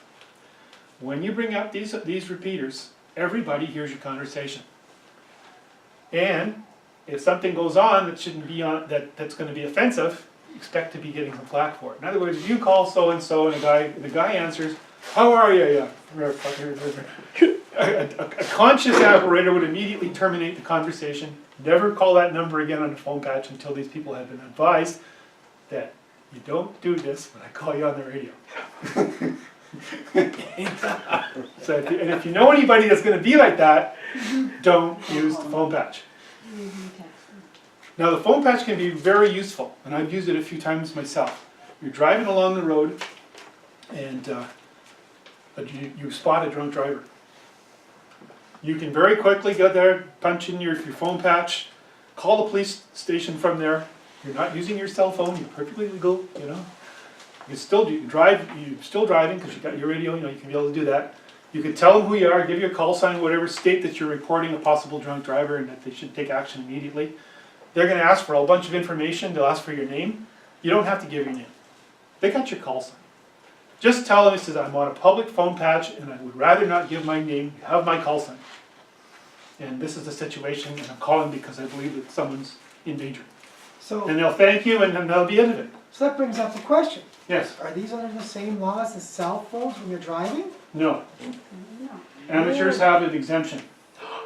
Yay! I like that one. Till For 3 years. 2018? Well, for 3 years left now, it was 5, now it's down to 3. It's a bone of contention, we're gonna have to deal with it because the same restriction was not put on CB radio operators, which are the worst offenders, and amateurs are the least. So we're really pissed off about that, and we're working, trying to get them to realize, taxi drivers, they're exempt as well. Again, they're even worse. So, why It's are we only being Ontario, set on? It's only Ontario though. Yeah, this is discrimination, Other discrimination. provinces are different, they're exempted now. They don't think about amateurs. We have to remind them that we're there now. So is there any way we can incorporate these into hands-free type Yes. communication devices? Yes, the devices are available on the internet. Great. What I'd suggest you do is like Alan taught me this, is that if you're gonna talk on the radio in town, get the regs right off the, was it Department of, not your, Yeah, just go on to MOT. MOT, There's a, print it, leave it in your you can vehicle. print it right there and just put it in your glove compartment. If a cop starts going, "Rah, rah, rah, rah, rah, rah, rah," well, I can understand that, I said, but I have an exemption. Well, well, it's right here. Here. I'm surprised you don't know what it is, but here it is. Yeah. And that's it. So where's a good website to look for the hands-free? It's in the Ministry of Transport. Just look right under it. It's right there. Well, The for the section, there's a link right on it. Well, just Radio World will have it. Yeah, Radio Okay. will point you to it. Yeah. Yeah, Radio World will have it. But if you go to the MOT website and just type in hands-free exemption, amateur, or whatever, it'll come It'll right bring it up. up and you can print it, that's Yeah. what I did. So one page. So that's good to know. Phone patch important, technical, talk about van plan, we're good So is there. there a joint effort from all the amateur clubs in Ontario going to lobby the government? Yes, to- that's why we got the 3-year exemption. Yeah. And it took us a while. They didn't want to talk to us at first, and we had to keep lobbying and say, no, this is important, we need to talk to the minister, this has to happen. Well, maybe you can convince Trudeau, It's not Trudeau, who we chose. this is province. Ontario province is the only one that's done this to us. Yes. All the other ones recognize Have to it win. immediately and immediately Oh, exempted. okay. That will Yes. win. But And this is happening in the US too. didn't do it. You go in the US, I think New York is the same way, New York State, somebody in New York, they're exempted, but they actually ticketed the guy in New York, the amateur, and he fought it, he won, Like but, caution, yeah. yeah. Now, So you gotta waste all that time and money to fight it. Exactly, but the police officer wasn't aware, didn't know, and a lot, even in here, I asked a Canadian OPP officer, just outside of town here, I said, if I was driving and I was on my radio, talking to somebody, would you charge me? He said, yes, I would. So it's all different, each ones are different, some of them are aware, But I some was- aren't. If I was talking, I said, well, okay, I said, you need to understand, I says that we are exempt, I says, and if you do that charge, I says, then I'm gonna have to charge you with harassment. Countercharge. Yeah. And that's why I say, bring that piece of paper with you, it's gold. okay, question. Yes. So, one of the other countries I live in, listening to the CBC, they said if they really receive 100,000 online response to their emails that they put out, okay? It has to go in front of a review board, which is connected with the government of the local place. Is there anything like that for Ontario? Okay, it works this way, it's kind of an unwritten government policy. Okay? In government agencies, for every one letter that they receive for a complaint, 6,000 people were upset but didn't bother to write. So every letter represents about 6,000 people who aren't happy. So if they get 600 letters, That's a lot. that they need to be doing something. Get 6,000, that's called a meeting with the minister. There's a problem. Should we start something like that in the final year before our That's what your RAC should be doing. And they are. RIC stand And they are. for? Right. Radio Amateurs of Canada. We need to support that organization. There are 2 organizations in Canada that have our back. RAQ in Quebec, RACI, and RAC in Canada. Now, RAC and RAQ, they work fairly close together, but being Quebec and the rest of Canada, Ontario. you know how that relationship is. If it's to their advantage, they're there. Well, it's Otherwise, they don't care. It's kind of funny. I called for parts in Quebec and they asked me my last name and they're Johnny on the spot with Yeah. the file. Yeah. No problem. That's But if I individual gave- amateurs. If I gave my Italian last name, Quebecers don't care. So, I don't know, I think that's pretty well all I have to, anyone have any I'll questions? definitely support. Are you feeling a little more confident about getting your radios and playing with them now? Yeah, how do you get on the phone that's patch, you into- were saying? Okay, the phone patch, there are codes For the for it. exemption, yeah. I don't know the actual Amateur codes exemption. in the top of my head, they're usually similar. Get all this Usually done. star. They're usually a star, Where do you star get, how do you get deactivated. them, or where do you find this information, how to get onto that? Ask the local community, Bruce probably knows how to bring up the patch. It used to be star Elmer 7 or had the something. patch. It was star, and then you dial 7, Yeah. your number, and then to take it down, it was the pound key. Yeah. Usually every community is the same, even in So Southern what, Ontario. on the radio, you just dial star, then the area Then code you'll and hear the, phone number. you hit star, you'll hit the touch tone come on. It'll come on and you'll know that it's Then, in the yeah. control mode. It'll go boop, boop, boop kind of thing telling you it's in there, and then you'll do your code, and then it'll kick in and you'll hear a dial tone. You'll make your communication back and forth, and then at the end you'll go like star 7 or crosshatch, hold it down. Yeah. And of course, when you do that, if you're gonna bring this up, once you know the codes in that, you come on the repeater and you say, V3RET for the patch. You wait, make sure no one else needs repeater for something else, then you bring it up, do your conversation, keep it short as possible, because any time between, somebody might come in, and they'll hear both, you know, and when it's done, you say goodbye to your person, you close the patch, and you go V3RET, now clear the auto patch. So you push star first, then you say, this is VA3 FGA. Yeah, what happens is, whatever the code is, it's usually a star, but that puts it into code mode, but Yeah. you have to know the commands for the repeater. I haven't used it in a while, so I actually forgot how to bring up the patch. Okay. It's Take on. a couple There We don't isn't have any it. in town, is there? No. We used to have one, but. We used to have one on 706. Yeah. No, we had one 769.4 had one, no, sorry. No, was it 94 didn't have 88? one. 88 had one. 88 had one. one. So we don't have one anymore? I don't think we have them anymore. We don't have the Yeah. active.